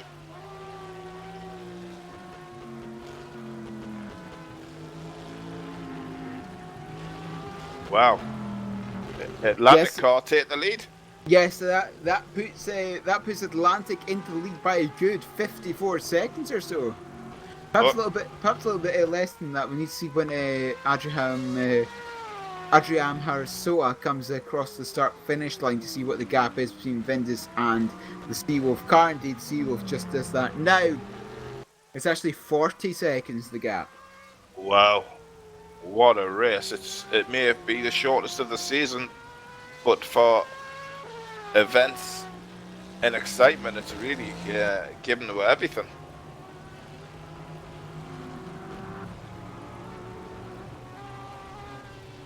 What a job if Atlantic come through and win this.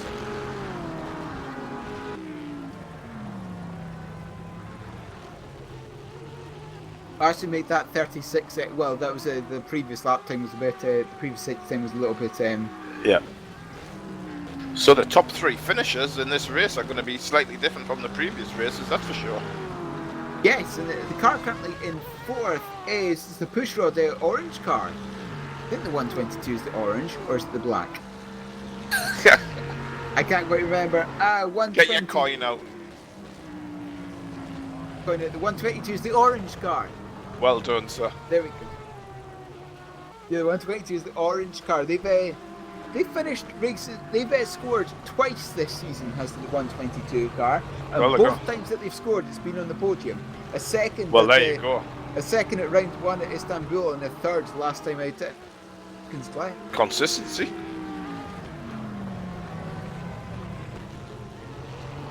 Wow. So now we have Seawolf Net Race and Atlantic looking at a P2 and a P1, respectfully.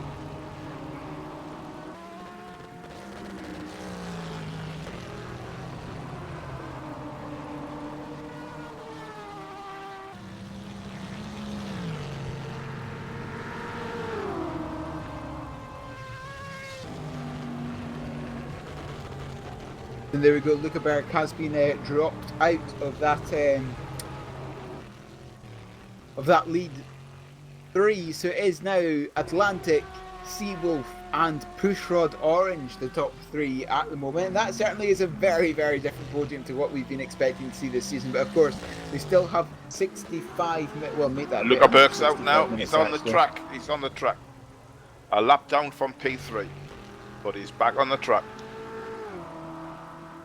So it hasn't been too damaging. They're still going to score heavy points, but they certainly had the race win in their hands there.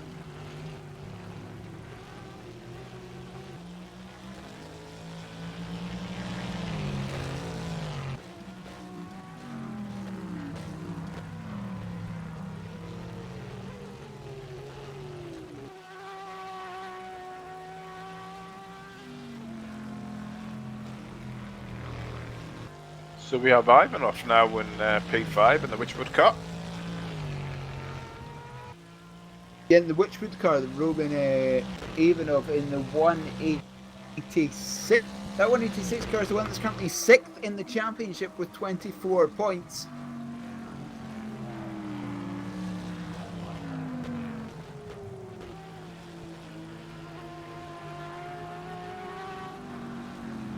Yeah, I can't see this track drying up anytime soon. No, it's still raining as well, and that there definitely is no dry line available as it stands.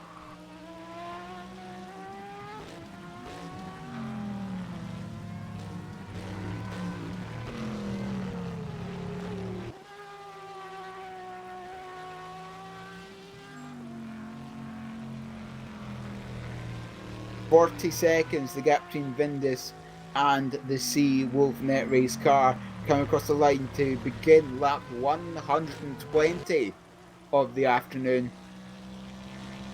And at this point for the Atlantic car, it's just about keeping it on track. Oh, for sure.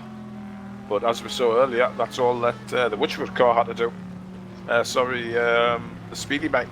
Oh, and as we say that, Vindus goes a little bit wide, has to slow down, and carries on. No damage, but it'll certainly have woken him up. Just a little bit. Just a little bit of this is it's still a little bit difficult to drive this car. Yes. Yeah. You've got to be concentrated. The track is short, but it'll bite and it'll hurt you. We've seen that with many cars today, and I'm sure unless the drivers concentrate their mind, we'll see it again.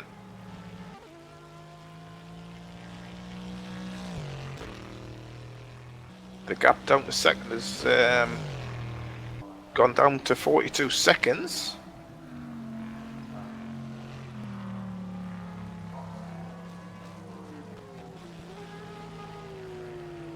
Let's see if Burke can make his way back up onto the podium after that mistake. I'm sure that'll rankle with him.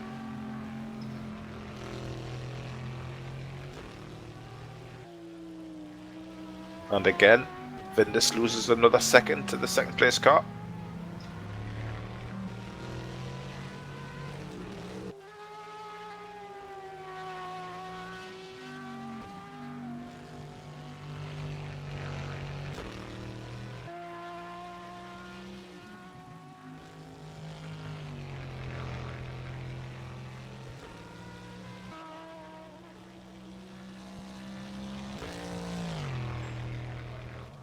But Vindus appears to be pulling away ever so slightly from that Sea Wolf car, because that gap is now up to 42 seconds. So I do think that in the wet, the Atlantic does have the upper hand over the Sea Wolf car, because of course it could just be that Atlantic just looked at the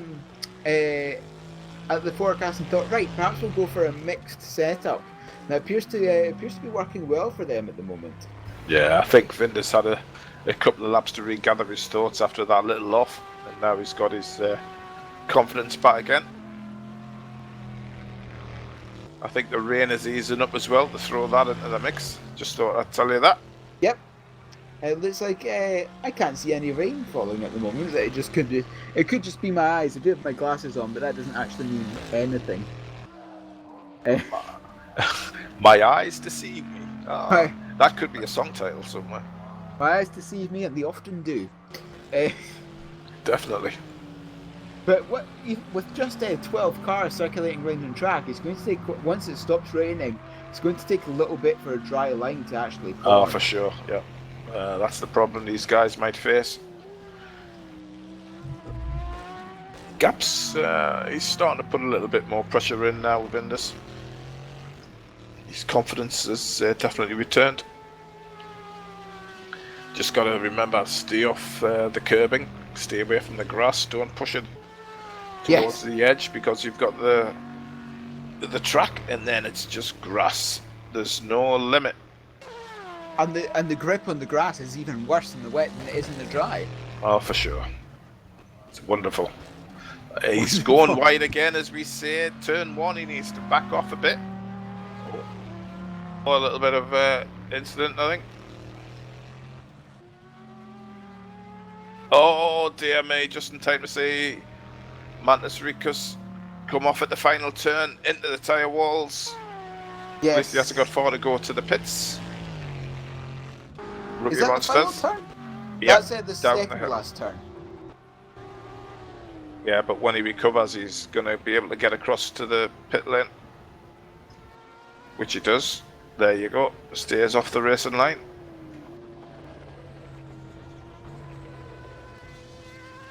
And John Ewan comes into the pits at the same time.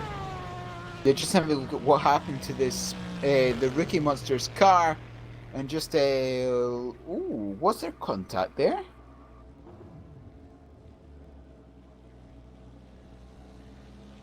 No, there wasn't. It was just lost it on lost the rear end just a little bit too fast, actually, coming into the second last corner. And he plucked a wheel off of that thing. Which one was it? Not sure which one that was. That could actually be the front left he plucked off it at the top of the hill. Yeah. It looks like Vindus is really putting himself together. 3 seconds now on the P2 car. Yeah. 44 seconds now the gap, and he's going to be soon told. It's actually a lap him, isn't it? Seawolf is just coming into turn 1. Not far. This is just coming onto the start-finish straight now. This is why. And that is Luca Berk behind, going spinning at the final Oh, corner. he's come off again. He didn't hit the wall. It was a beautiful 360, I must say. He didn't hit the wall. That's the main thing. Yeah, lovely executed. Looks like the wet driving is not to his taste at the minute. But if Vindus can keep the pressure on, he can put a lap on the P2 car, and that has to be the aim, surely. Nice and steady, a lapper. Try and get half a second to a second a lap if possible. But don't put the car in danger. Yeah, Ricus has lost a tyre front left. Car's up on jacks.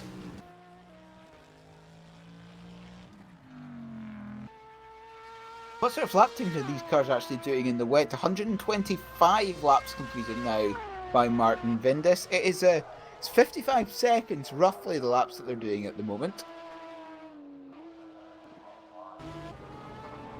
Very steady in turn 1. There's Vindus.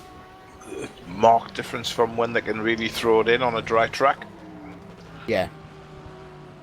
Just need to be so much more careful, because of course the entire way the car handles is different in the way you need to put.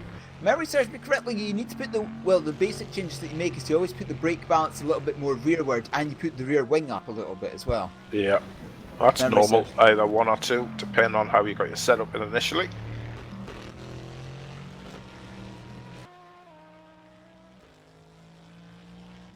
Been a long time since I raced in a variable weather race, mind you, so you try and remember how to be a scary prospect being on the same track as you. Yes, Limerock Park, my favourite track in the SRC. Of course, I had a wonderful moment here in the SRC Academy when it was in the season that I passed and I actually got my license for. A wonderful experience. Excuse me, viewers, I'll just take a moment to take my headset off and have a right good laugh at that. Yes, I've seen the video of your exploits. I may or may not have ended upside down. Who knows? Behind the barrier. Behind at the top of the back. hill. Superb. That might have happened. Who knows? I do. It's nearly as good as Josh in the trees at Bathurst. Yes. Going kangaroo hunting, I believe, is the official term. Yeah, roo hunting, yeah, for sure. As Andrea Di Cello is in the swap area, and that is for, Mary serves me correct, that is for Pulse Motorsport, and Ryan Videra is in the swapped area as well, waiting for him to make a move. And Videra, I can't quite remember which car Ryan Videra is part of. I'm just looking at Manus Ricus and John Ewan. Unfortunately, he's still in the pits, so that's been a huge incident that they've both had. It's put Ewan 20 laps down now, and Ricus is right down into P10 now from being up in P4 or 5 at the time.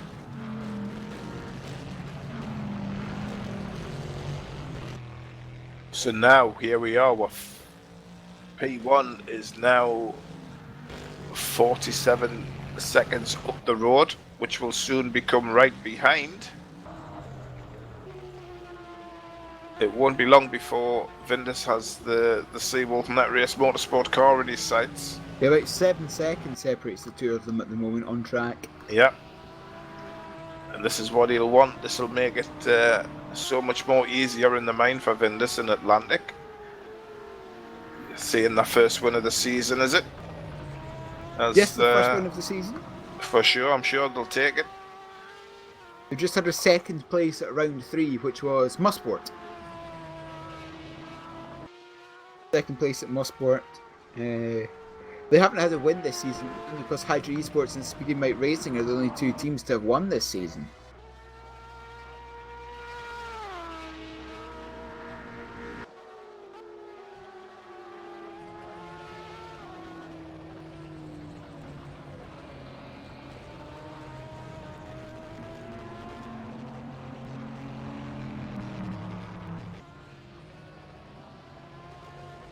As Seawolf Net Race, Thomas Adriam Harsoa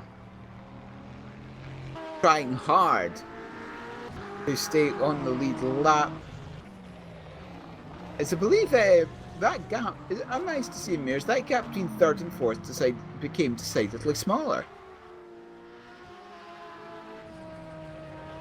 Bernd Grau is now only a handful of seconds ahead of Luca Berg. Well, this is what Burt wants, isn't it? He wants a podium spot back at the least.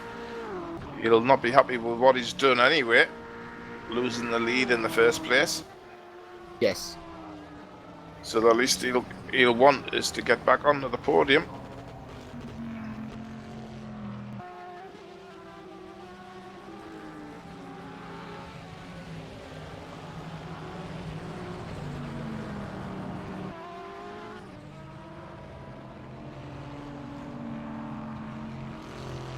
Wanting to get back into the podium is obviously a goal for the Speed Mite car. It will always just reduce that gap to Hydra Esports in the championship.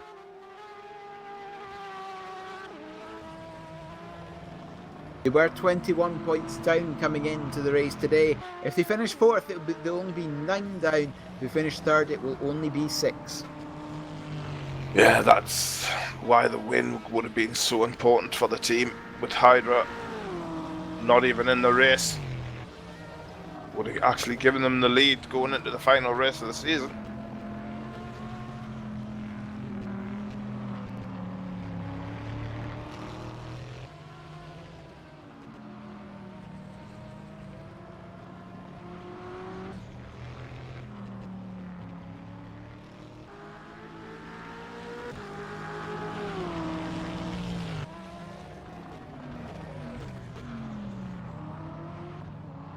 Yeah, so look at Berg's got Grau right in the sights. Corvette v BMW. And at the front, Vindus is right on top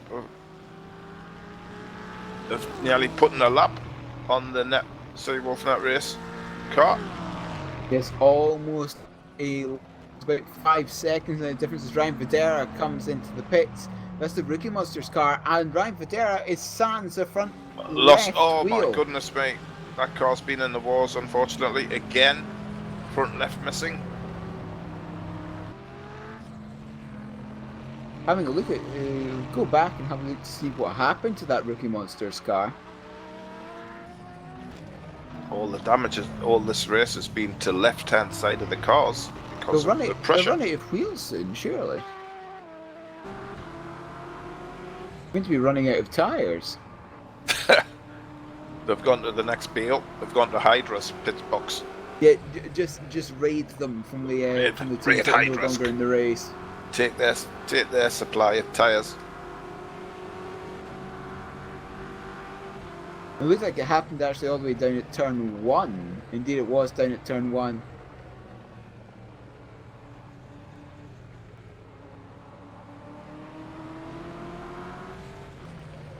Did you not have it before turn 1?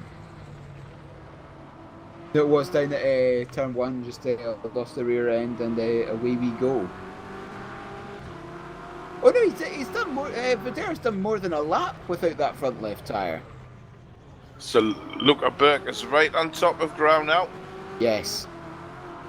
I would imagine if he can, he would like to make the pass into turn 1 and not lose any more time.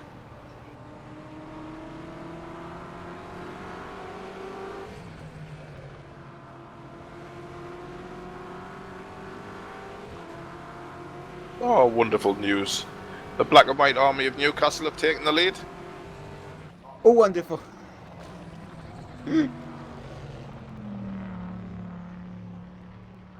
Yeah, just something extra to add on to something To a little a bit wonderful extra to day. add on. Yes.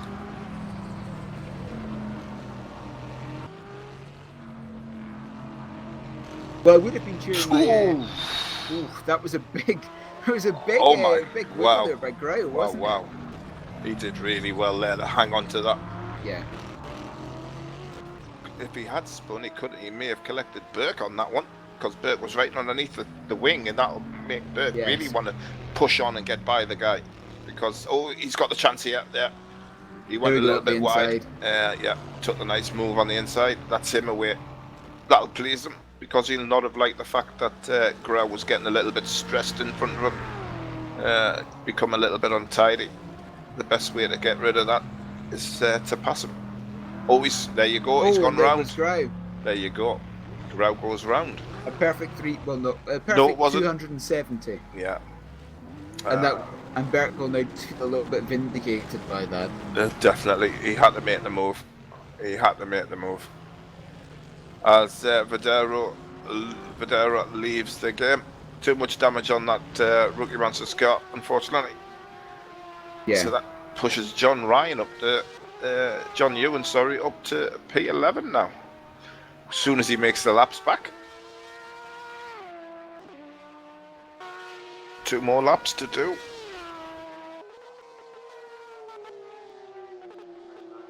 Yeah, so there we go. Luca Burke is now 3 laps down on P2. 2 laps, sorry. I would say is still a possibility to get P2 in this race. Yes. I would be personally supporting my local the local ice hockey team here, but they have been eliminated from the playoffs. So Oh, that's sad. yeah, I wouldn't be able to do that. Yes, so I can't do that. I can't do that for just now, but might watch the game a little bit later on. As yes, Vindis is now only about 3 seconds back from the Seawolf car, for putting it a lap down. Yep, 51 seconds is the gap, which is must be about 4 seconds off. I'm impressed with Vindis after that little error. He's come back stronger. Yes. And this Atlantic car. Oh, a lovely 4-wheel drift through turn 1 there. The Atlantic car just seems to be better in the wet than the Seawolf one. Yeah, it's this weather seems to have played into his hands. There is a little dry line starting to appear because of the amount of cars circulating on track. It's taking a little longer than would be you'd expect to be normal. Yes, and of course a byproduct of that, of course, it takes less. It's less fuel as well. Yeah.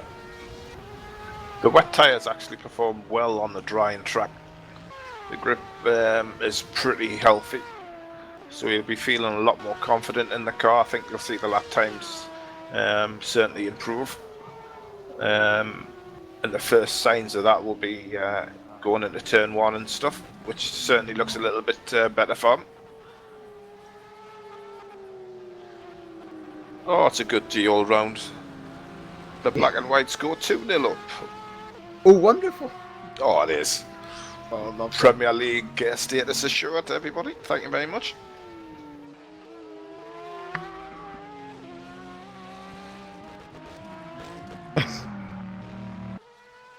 Vindus's progress against the Seawolf car has just slowed a little bit over the past couple of laps. Not marching on him with the inevitability that he had the previous few laps.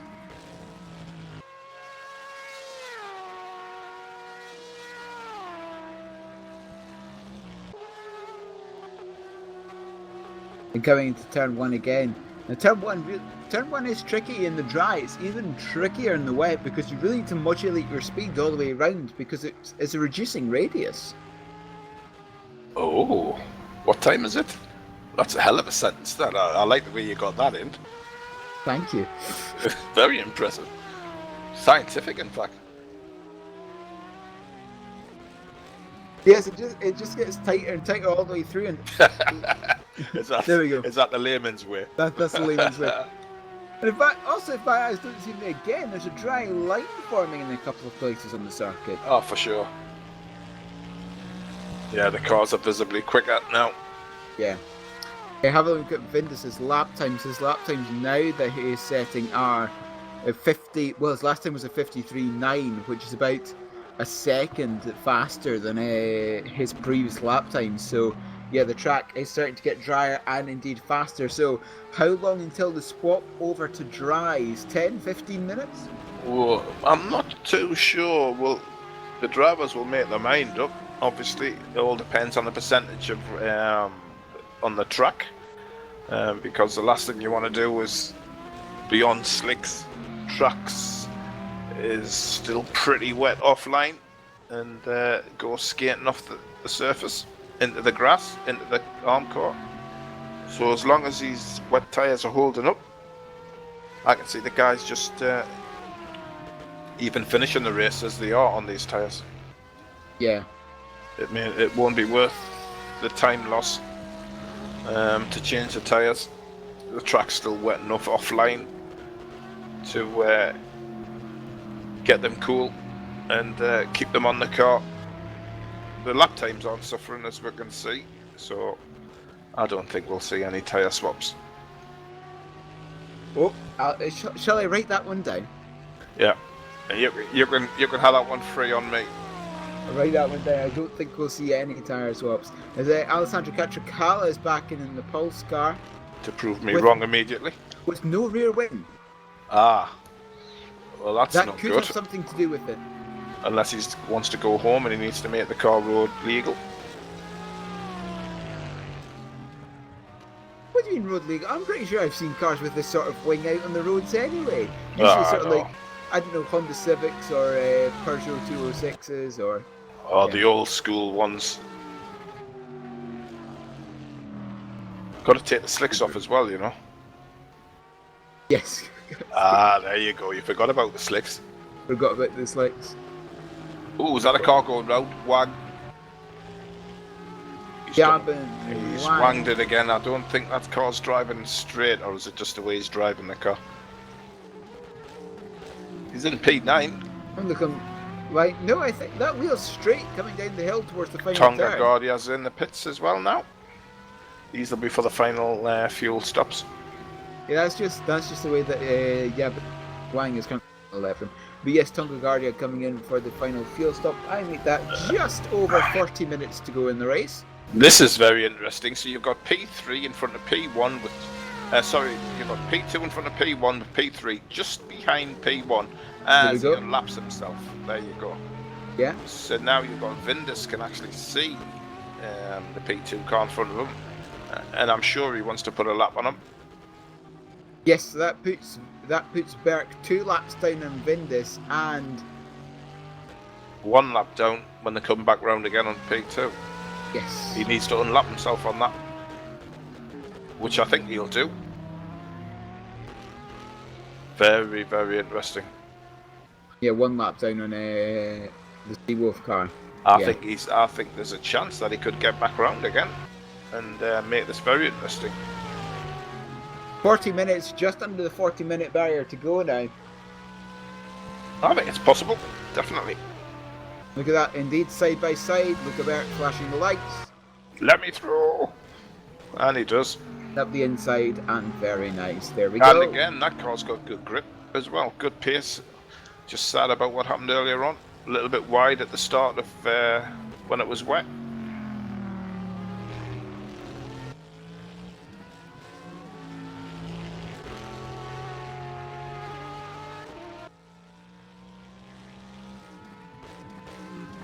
As they're coming up, Martin Vindis managed to pass the Seawolf car there.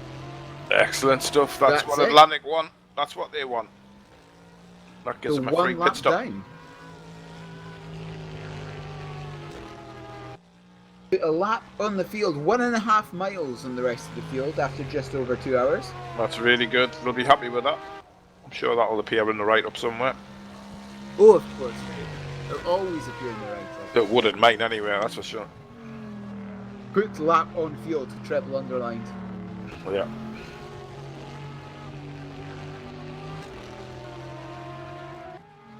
I definitely think Luca's got a chance to get P2 here. I really do. If he applies himself.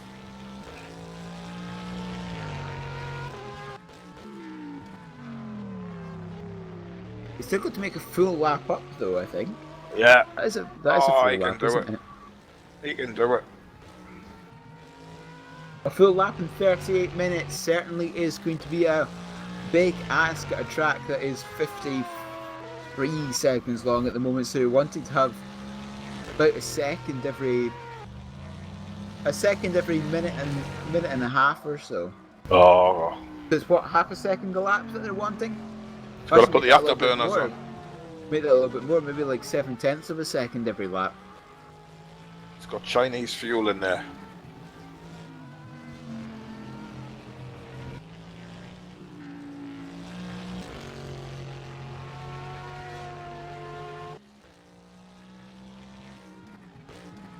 Look at Tonga Gardi, and that Double D racing car seems to be a little bit lively at the rear end. Yeah. Yeah, 137 car, just... Yes, but perhaps it just needs to have a little bit more rear downforce by the looks of it. Most likely. I would imagine so. He seems to turn in, then correct turn in. The rear likes to step out, wants to come round. That dry line certainly is getting bigger. Not so much coming into turn 1 actually, but around the rest of the circuit. Yeah, he's having to feather through. He's having to feather that throttle all the way through the turn.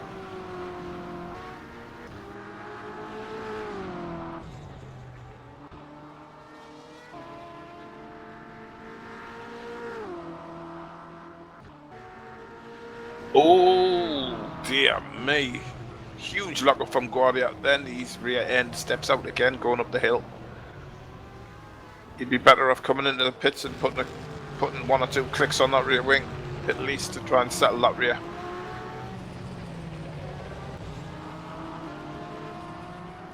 You try and settle that rear, and again, you just coming out of the final corner just a little bit. Yes. It's got too much torque. Let's lighten up the rears. Too much torque will just detune the engine then, it's fine. Just do that on the fly, I'm pretty sure you can do that.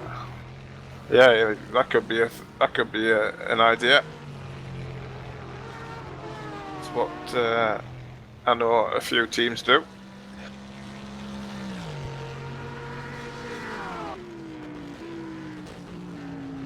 What Vindis' last lap time's actually being compared to Well, his last time's about high 53s they've been over the past few laps, so consistent. Yeah, there. drive to a So, time. There's no need to push now, is there?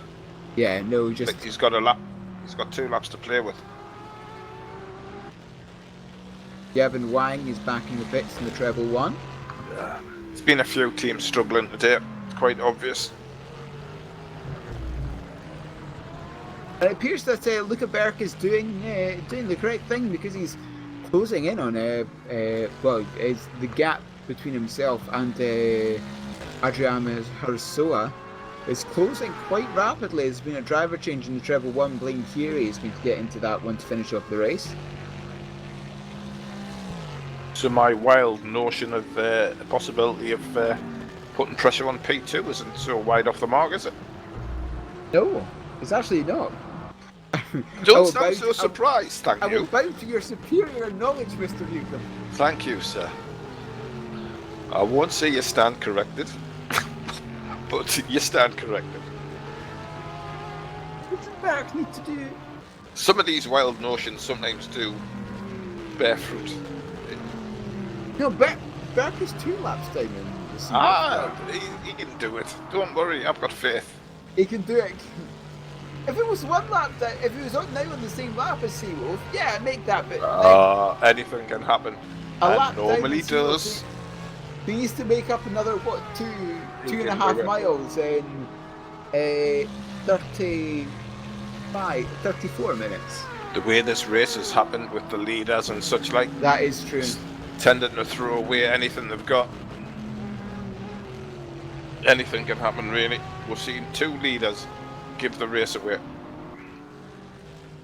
We've seen quite a few races like that here in the VLMS, where the leader doesn't want to, or at least the position. I think it was 3rd place in Silverstone last season. They just didn't want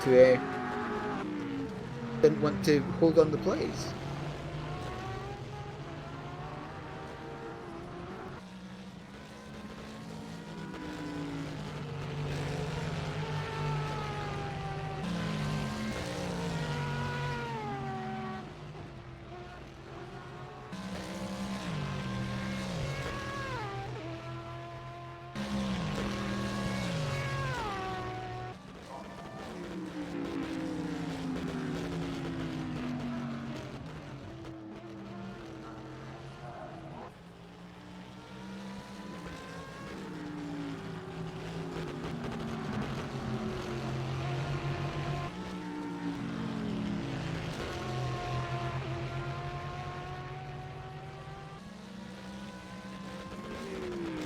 Yes, Ewan's back in the pits. Yeah, John Ryan's back in the pits. The same goes for Blaine Heary in the treble one back in the pits as well. And Blaine is, that's the end of the pit barrier. Oh my goodness, didn't break the speed down like we mentioned in warm-up, didn't we? 2 hours ago or such. Yeah. It didn't bring the speed off.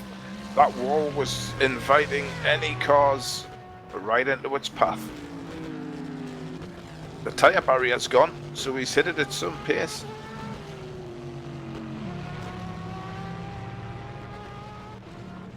Yes, that was just a little boop into the end of the pit barrier there for the treble one.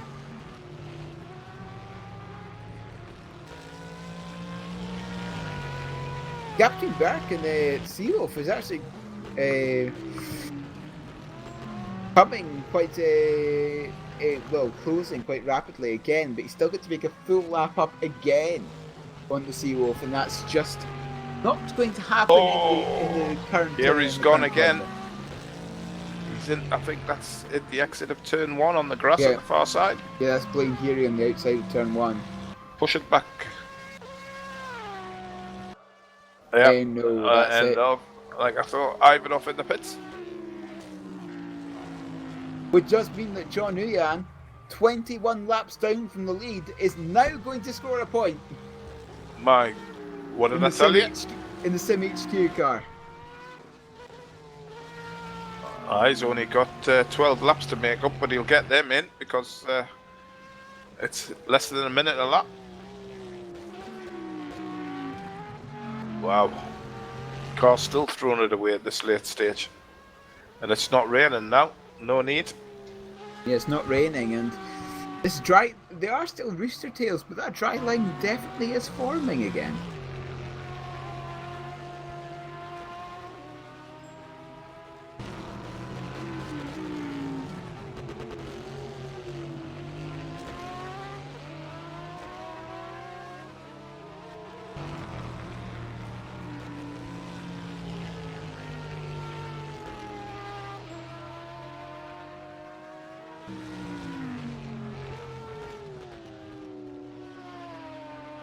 Well, John Ryan's gone very, very wide at the last corner, but keeps it off the barriers still, all the way out in the dirt.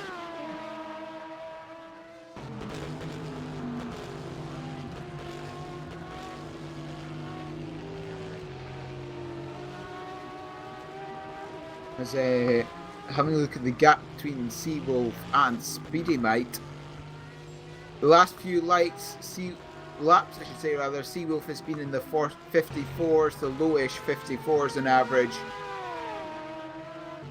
Speedy Mite has been in the mid to low 53s, so gaining a half a second, 7/10 of a second a lap.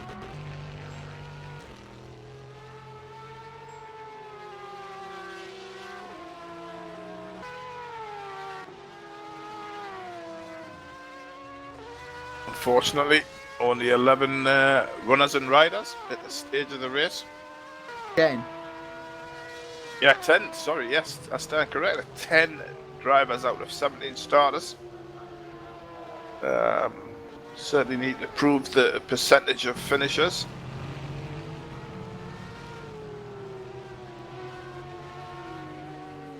Certainly been a war of attrition.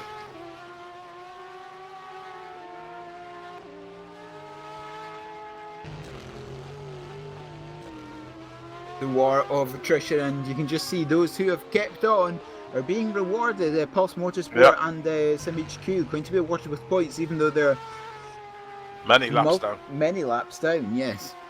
As Luca Burke's going to put another lap on Grau, whereas before, just a few minutes ago it seemed, he was trying to chase him for position.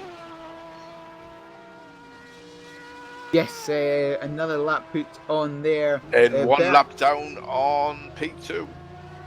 Yes, he just passed the start finish. Seawolf just coming into turn 1 and Burke just coming on the run up towards the chicane. Yeah. It's still on. 30 minutes he can do it. It's just under 30 minutes now. Make that about 20. Bit coming together. Catricala and the Witchwood car. It's Corsetti at the top of the hill at West. Yeah, he's parked in the middle of the track. John Ewan comes across, gets by safely. Oh, I just caught that at the top of the hill. I don't know what instigated it, but both cars are in the pits. It was a real scary moment there. He's hit the barriers as well, so there's not just here he's done it. There wasn't many tyres there to stop him hitting it. It was actually Corsetti went wide at the west bend, the one at the top of the hill, then bounced off of the barriers. Then the Pulse Motorsport car just had to take avoiding action and went into the Armco on the other side. Yeah, we mentioned this going in too hot, because that part of the track won't have any dry lines on, as you can see. It's just basically wet, and he's lost a tyre because of it. So that makes the pit stop a little bit longer. So it looks like John Ewan is actually going to maybe I'll get up into move up to 9th. So a real good top 10 finish.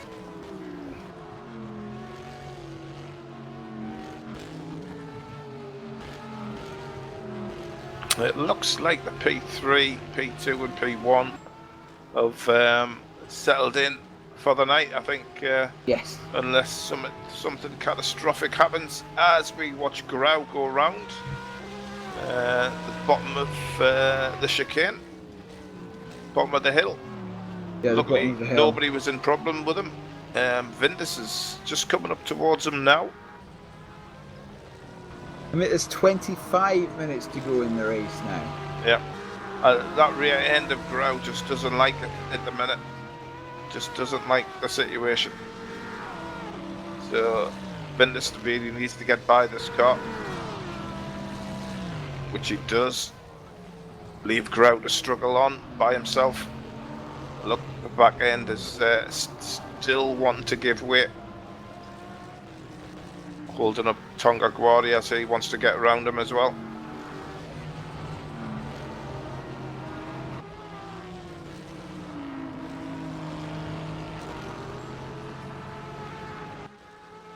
Yes, and Luca Bert's still going on. I think he's got the strongest pace on track at the moment. It's just that he can't capitalise on it. And look at this, he's actually moving across to the wet part of the track on the start-finish line. Trying to keep those wet tyres as cool as possible over to the right-hand side of the circuit, the non-racing line part, to keep those tyres cool.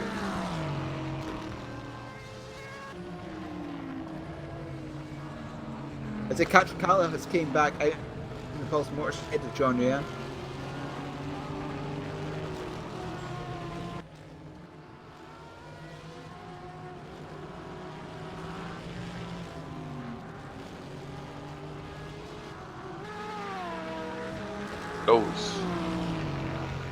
That Corvette of Double D Racing looks very twitchy front end and rear. Oh dear me. That's got to be a handful. I wouldn't enjoy driving that. Yeah. That's what I often find. That's what I often find with watching how all of these fast cars handle. Is that seem very twitchy of some description, and that is very completely what I hate in any car that I drive. I hate twitchiness in any car. I much rather have it understeer than oversteer.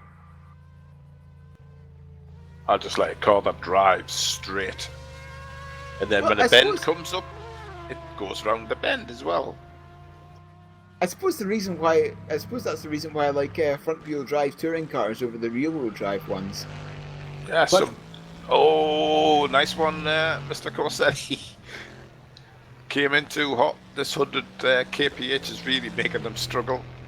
Also, he's hit the wall in the pits. He has hit the wall in the pits. He's realised his pits box is coming up a little bit too early for him.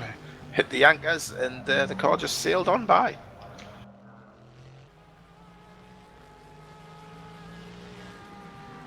Swearing and all types of language going on in there, no doubt. Yes. There's all types of swearing inside the. All choice words being chosen, thrown around in gear banding. And you can choose how many languages, any language you want. Yeah, I remember my first posting was over at Cyprus. Guess what the first word I learned? They were all swear words. It's amazing. Yeah. Fantastic. Unbelievable. And in ordering, obviously, beer, wine, and vodka and stuff like that. Yeah. Yes, of course. Holding two fingers up and saying vodka. It works everywhere. Need to know the important things, you know? Oh, yes. Hello, thank you, where's the toilet? Can I have a beer? All you need to know.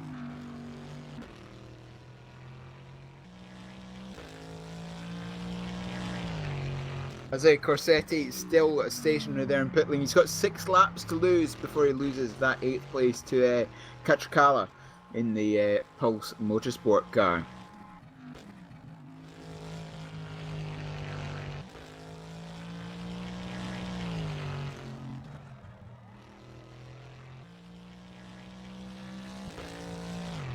As we're just into the last 20 minutes now, make that about... oh no, we're not quite into the last 20 minutes, just about 20 minutes to go now. Yeah, not long, and it's really dried out. The sun's come back out, blue skies. Still a little bit spray being kicked up, but obviously, just a touch. It's about tyre management now, I think. If you can find a little wet spot on the track, move over a little bit, cool the tyres down. They're all moving to the right-hand side in the start-finish straight. Yeah, I'm not surprised. But obviously the races that short now. No point in pitting in. Yep, John Ewan now into P10. 3 laps down on Catricala. But obviously Corsetti is in the pits. We'll see where he comes out. Maybe Catricala can actually overtake him. We'll see. So final positions really still not sorted.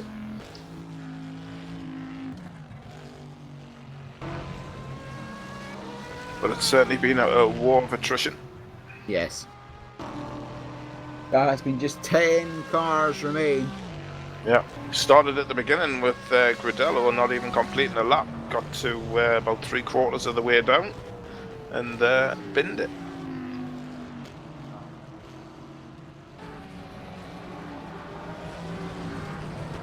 Of course, that is still in the pits. This has given the Pulse Motorsport a chance to move up. We'll be keeping an eye on that every time they come round. It's just as well the Witchwood car had some laps on Yes. the Pulse Motorsports, or it would have been a slightly different story. It's just He's just leaving now, just about to go back on track, and there we are. they have 3 laps ahead of that 7 lap lead. I think they have. Yeah, they had a big gap, again, didn't yes, they? it has just all been attrition and who has made the least number of mistakes this afternoon. And it has been Atlantic Motorsport and Martin Vindis and Sidovaya. Corsetti goes a bit wide. Yep, tiptoeing around the track, getting a feel for it again.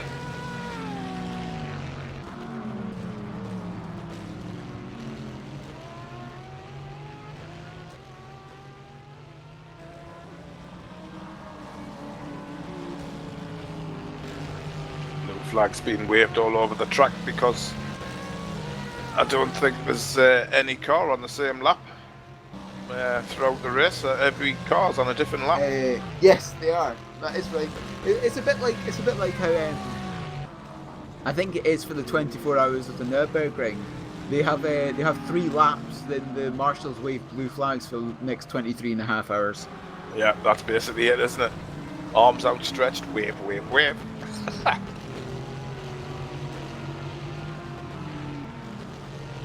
But it has almost been the same year, especially since there were so many cars immediately off the lead lap. There was only like 7 cars left on the lead lap at the 17 after 10 minutes. I can hear tyres and brakes screeching. Dear me. I'm not sure who that could have been. Nah, I'm not sure either. I don't see anyone with damage. I've got a feeling I might be getting rain again.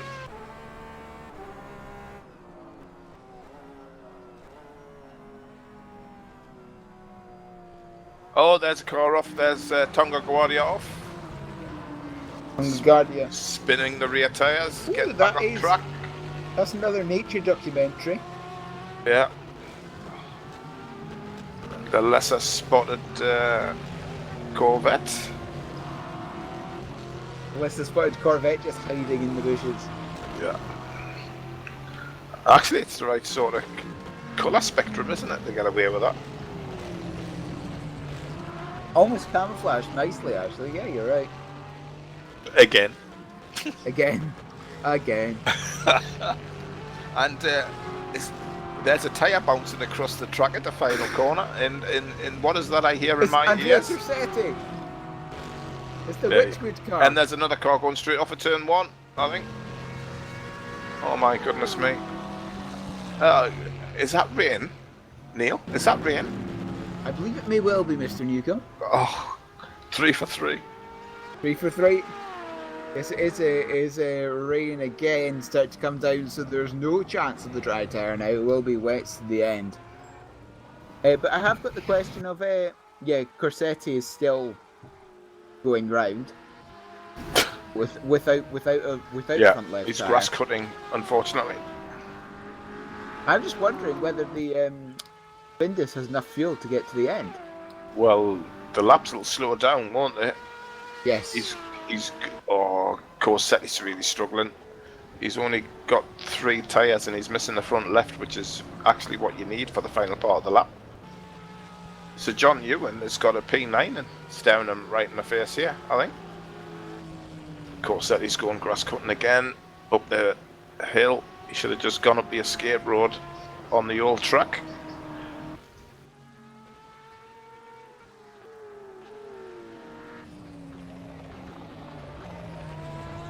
Now this is where Vindus needs to concentrate his mind and not to throw it away just because the rain's back. Slow the lap time down. No need to go wide, no need to take a chance. You've got a lap on your opponent. Just wind it in a little bit, take 2 or 3 kph off. And that'll get you around nice and safely, bring the win. Bring home the win. And Corsetti again hits the barriers in the pit lane. Sometimes people don't learn. Yes. Put it in reverse, trying to find his pit box. You've got 3 tyres, slow down. Forward. The pit lane is all wet, no dry line. Slow down. And this is something else that's just going to annoy the drivers a little bit. Is again the conditions are going to change from lap to lap as it gets wetter again, and that's just requires a little bit of skill to determine, right, where do I brake now? Where do I turn in now? How much pressure can I put on the brake and the throttle and not spin up the rear tyres? I'm just watching Tonga Guardia drifting around the whole track. The car set up for drifting, actually. Is there any better way to do it? Not around here, unless you brought all the cars over to Knock Hill. No, we need to. What I suggest? Can we have the 3x3 hours of Knock Hill for next season? Oh, what a drift! That was a great drift from Guardia, and the signs are going up. A P9. He got a 9 from one judge.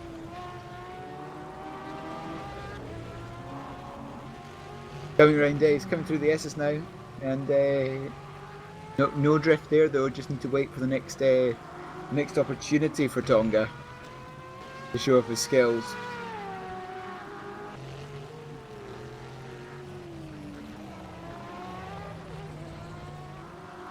But yes, the 3x3 for Knock Hill for the next season. VAC, a race for P2s, a race for P3s, and a race for GTEs. Yeah, here's the rain coming on stronger now. Yeah, it's starting. That dry line will be soon disappear in no time. Just because of the lack of cars on track, rushing that away.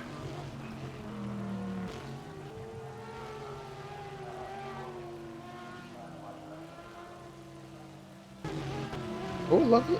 That the rear end just wanted to step out a little bit there on the direction change.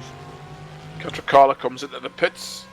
That means John Ewan is now just 1 spot behind, 1 lap down. This is very interesting for SimHQ towards the end of this race. He's 2 laps down on the Witchwood car now only. So he's looking at a potential P8 now, from being 10 laps down at one stage. Great fight back, and just shows you if you hang on in there, anything's possible. Here comes Uya. It's now going to be on the same lap. He's now on the same lap as P9. That's a great job. And Corsetti as well, because I think Corsetti's pit box is in front of the start-finish line as Catricala goes now. Yes, and Catricala goes. But he's on the same lap as Corsetti now. Yeah, who's still in the pits, and the tyre still hasn't been replaced. They're still sourcing it from down the pit lane. Get yourselves in the Hydra. There's 2 or 3 in there. Oh, they used them the last time to win the pit, didn't they?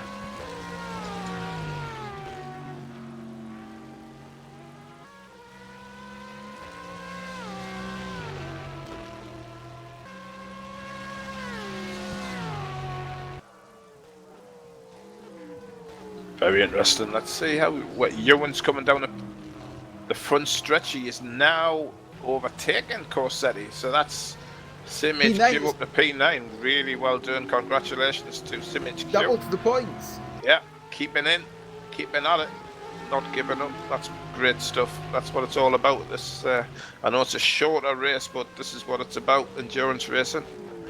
Staying till the end, picking up where you can. Yeah, into the final 10 minutes of the race now. You wouldn't have thought they would get a P9 after 10 minutes of this race, that's for sure. Oh yeah, no, yeah. Been a great effort. Yeah, they really hampered. It was Brian Van Booskam's power went out. Yeah. And then they had a big off, didn't it? Fixed it. Come back. So that's a great recovery drive for sure. Great job by John Ewan.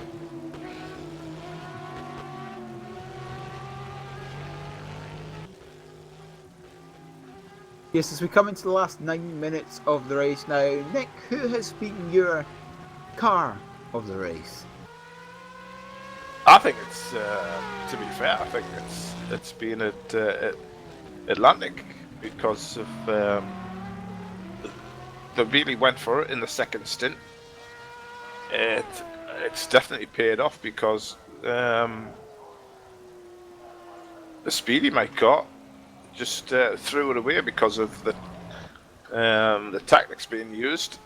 I'm not sure if they could have held on to this win if Luckerberg hadn't fallen off the track, but the main thing is the Atlantic car stayed pretty consistent, so I'm going to give it to the Atlantic car for today. Managing to put a lap on even the P2, so it just shows you they're being steady. The pace has been rock solid throughout the race. They've took the right strategy calls. I think short filling for the second stint really played into their hands. Maybe stayed out a bit longer when the rain came, but at the end of the day, they stayed on the track where the Speedy Mike car didn't. Yes, I must say I'd have to agree personally. I'd go for the Atlantic Motorsport car as well. They tried the alternate strategy in the middle of the race. Definitely.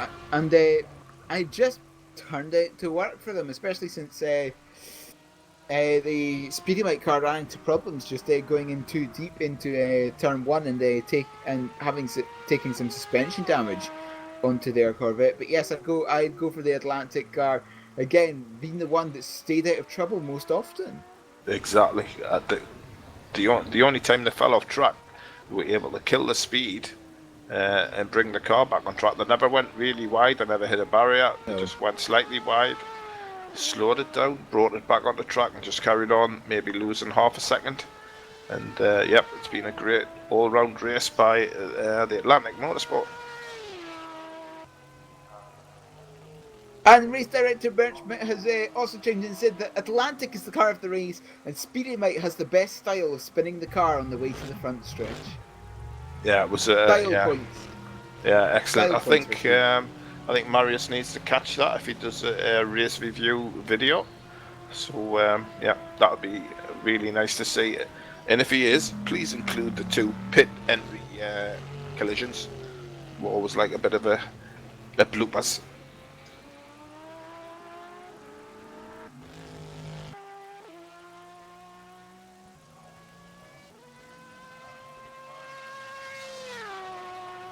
Yeah, but Atlantic with the opposite strategy, I think really shook the race up at the front. Yes. And I think it gave Speedy Mike something to think about, that's for sure. That was a bit tight on the cut track, wasn't it? Yeah, just giving them something else to think about, because even though this is a short race, even though this is 2 3/4 hours, there are still many strategies at play. There are still quite a few that you could choose, mainly because the GT car could do this race on 2 stops. There's quite a bit of thinking about, right, when will we take a short stop? What type of stops will we take?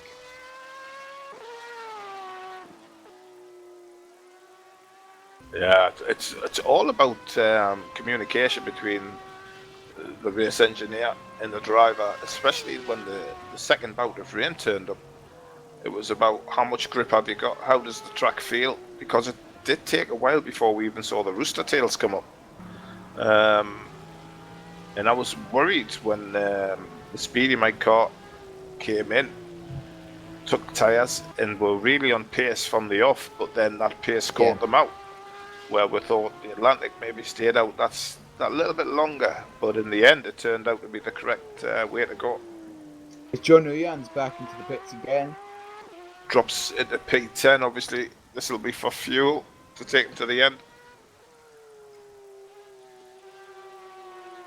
Been quite a long stop actually, that one. That was more than just fuel. That was 42 seconds, I think. Okay, yeah, he's out now. Maybe he took a little bit of fuel and new tyres. Also, Luca Berk and the Seawolf car now on the same lap.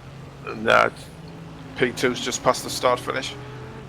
And So is on the way up he's to the done chicane. really well, hasn't he? He's pulled a lap back. So the pace was inherent in that car.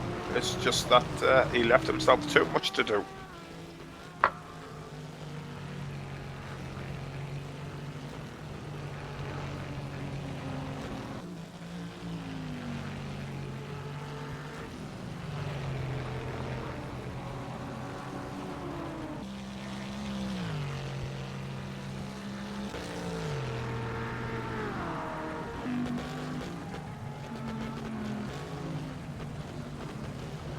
But there is just under 5 minutes to go, and it's not under 5 minutes to go, it's under 4 minutes to go now. I don't think that Berk has enough time to pass Andrea Hamarusoa. Rain's coming on stronger now. Rain's coming on stronger for the final few minutes. It really is saturating the track. That'll be good for the tyres if they've been screaming.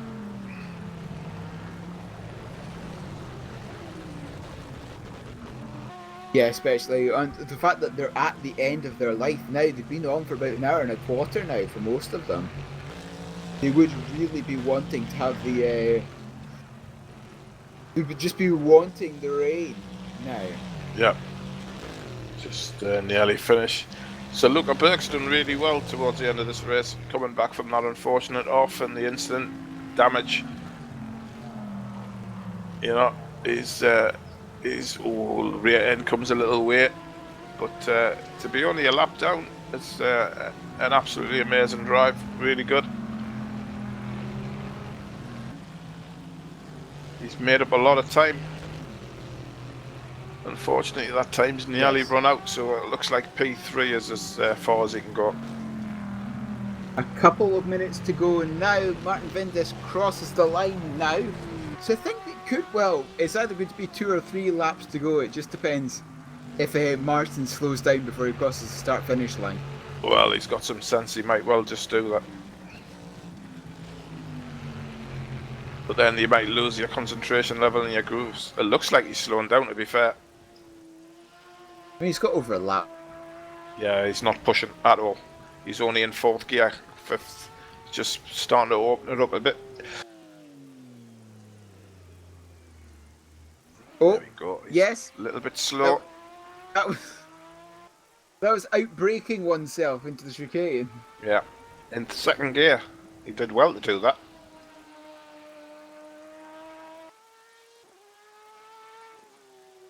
See how quickly the track becomes saturated here. Yeah. Across the line, well, there's a minute to go now. Again, he might make it 2 more laps. This might be the final lap. It depends what he decides to do. His last lap was a 59.1. It'd have to be about a minute and 3 or so this final lap for Martin Vindis to just do one. You'd be glad to see the end of this. The rain's really coming down now. It really is, yeah. Comes up to the chicane again. Oh, manages to stop it in time this time, right? Yeah, it did better this time. So this should be coming up to the final lap. As he comes through West Bend and down the hill.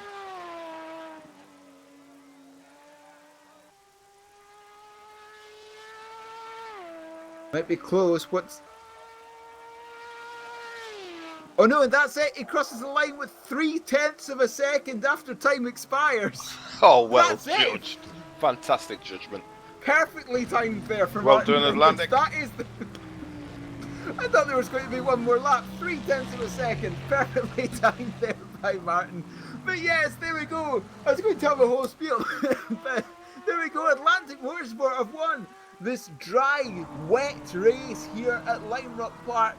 Very, very good job by Atlantic Motorsport just to keep the car on track and being the team that survives by being the one who's been in the least trouble and being the one who have managed to keep it on the tarmac. In second place will be Seawolf Netrace Motorsport, and in third place will be the Speedy Mike car, Luca Berk. A good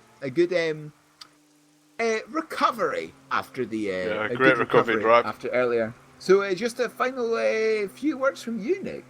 Yeah, it's been a real story of drivers adapting to changeable conditions and who actually read the conditions best.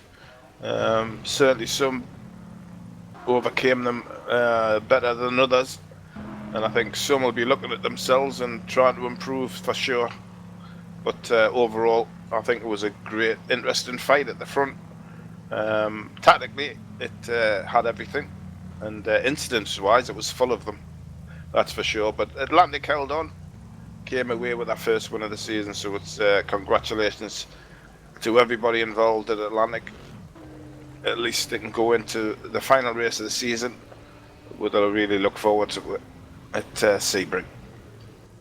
Yes, a fantastic job today by Atlantic. Finally getting that victory so long after their last one in the GT field. Seawolf Netrace and Speedy Mike rounding out the podium. But that is it from the Lime Rock Sprints here today. From myself, Neil Heatley, from my commentary partner in crime, Nick Newton, race director Bernd Schmidt.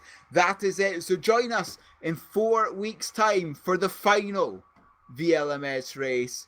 The 4 Hours of Sebring. That's emotional, I can tell you that. So long, farewell, and we'll see each other on the other side.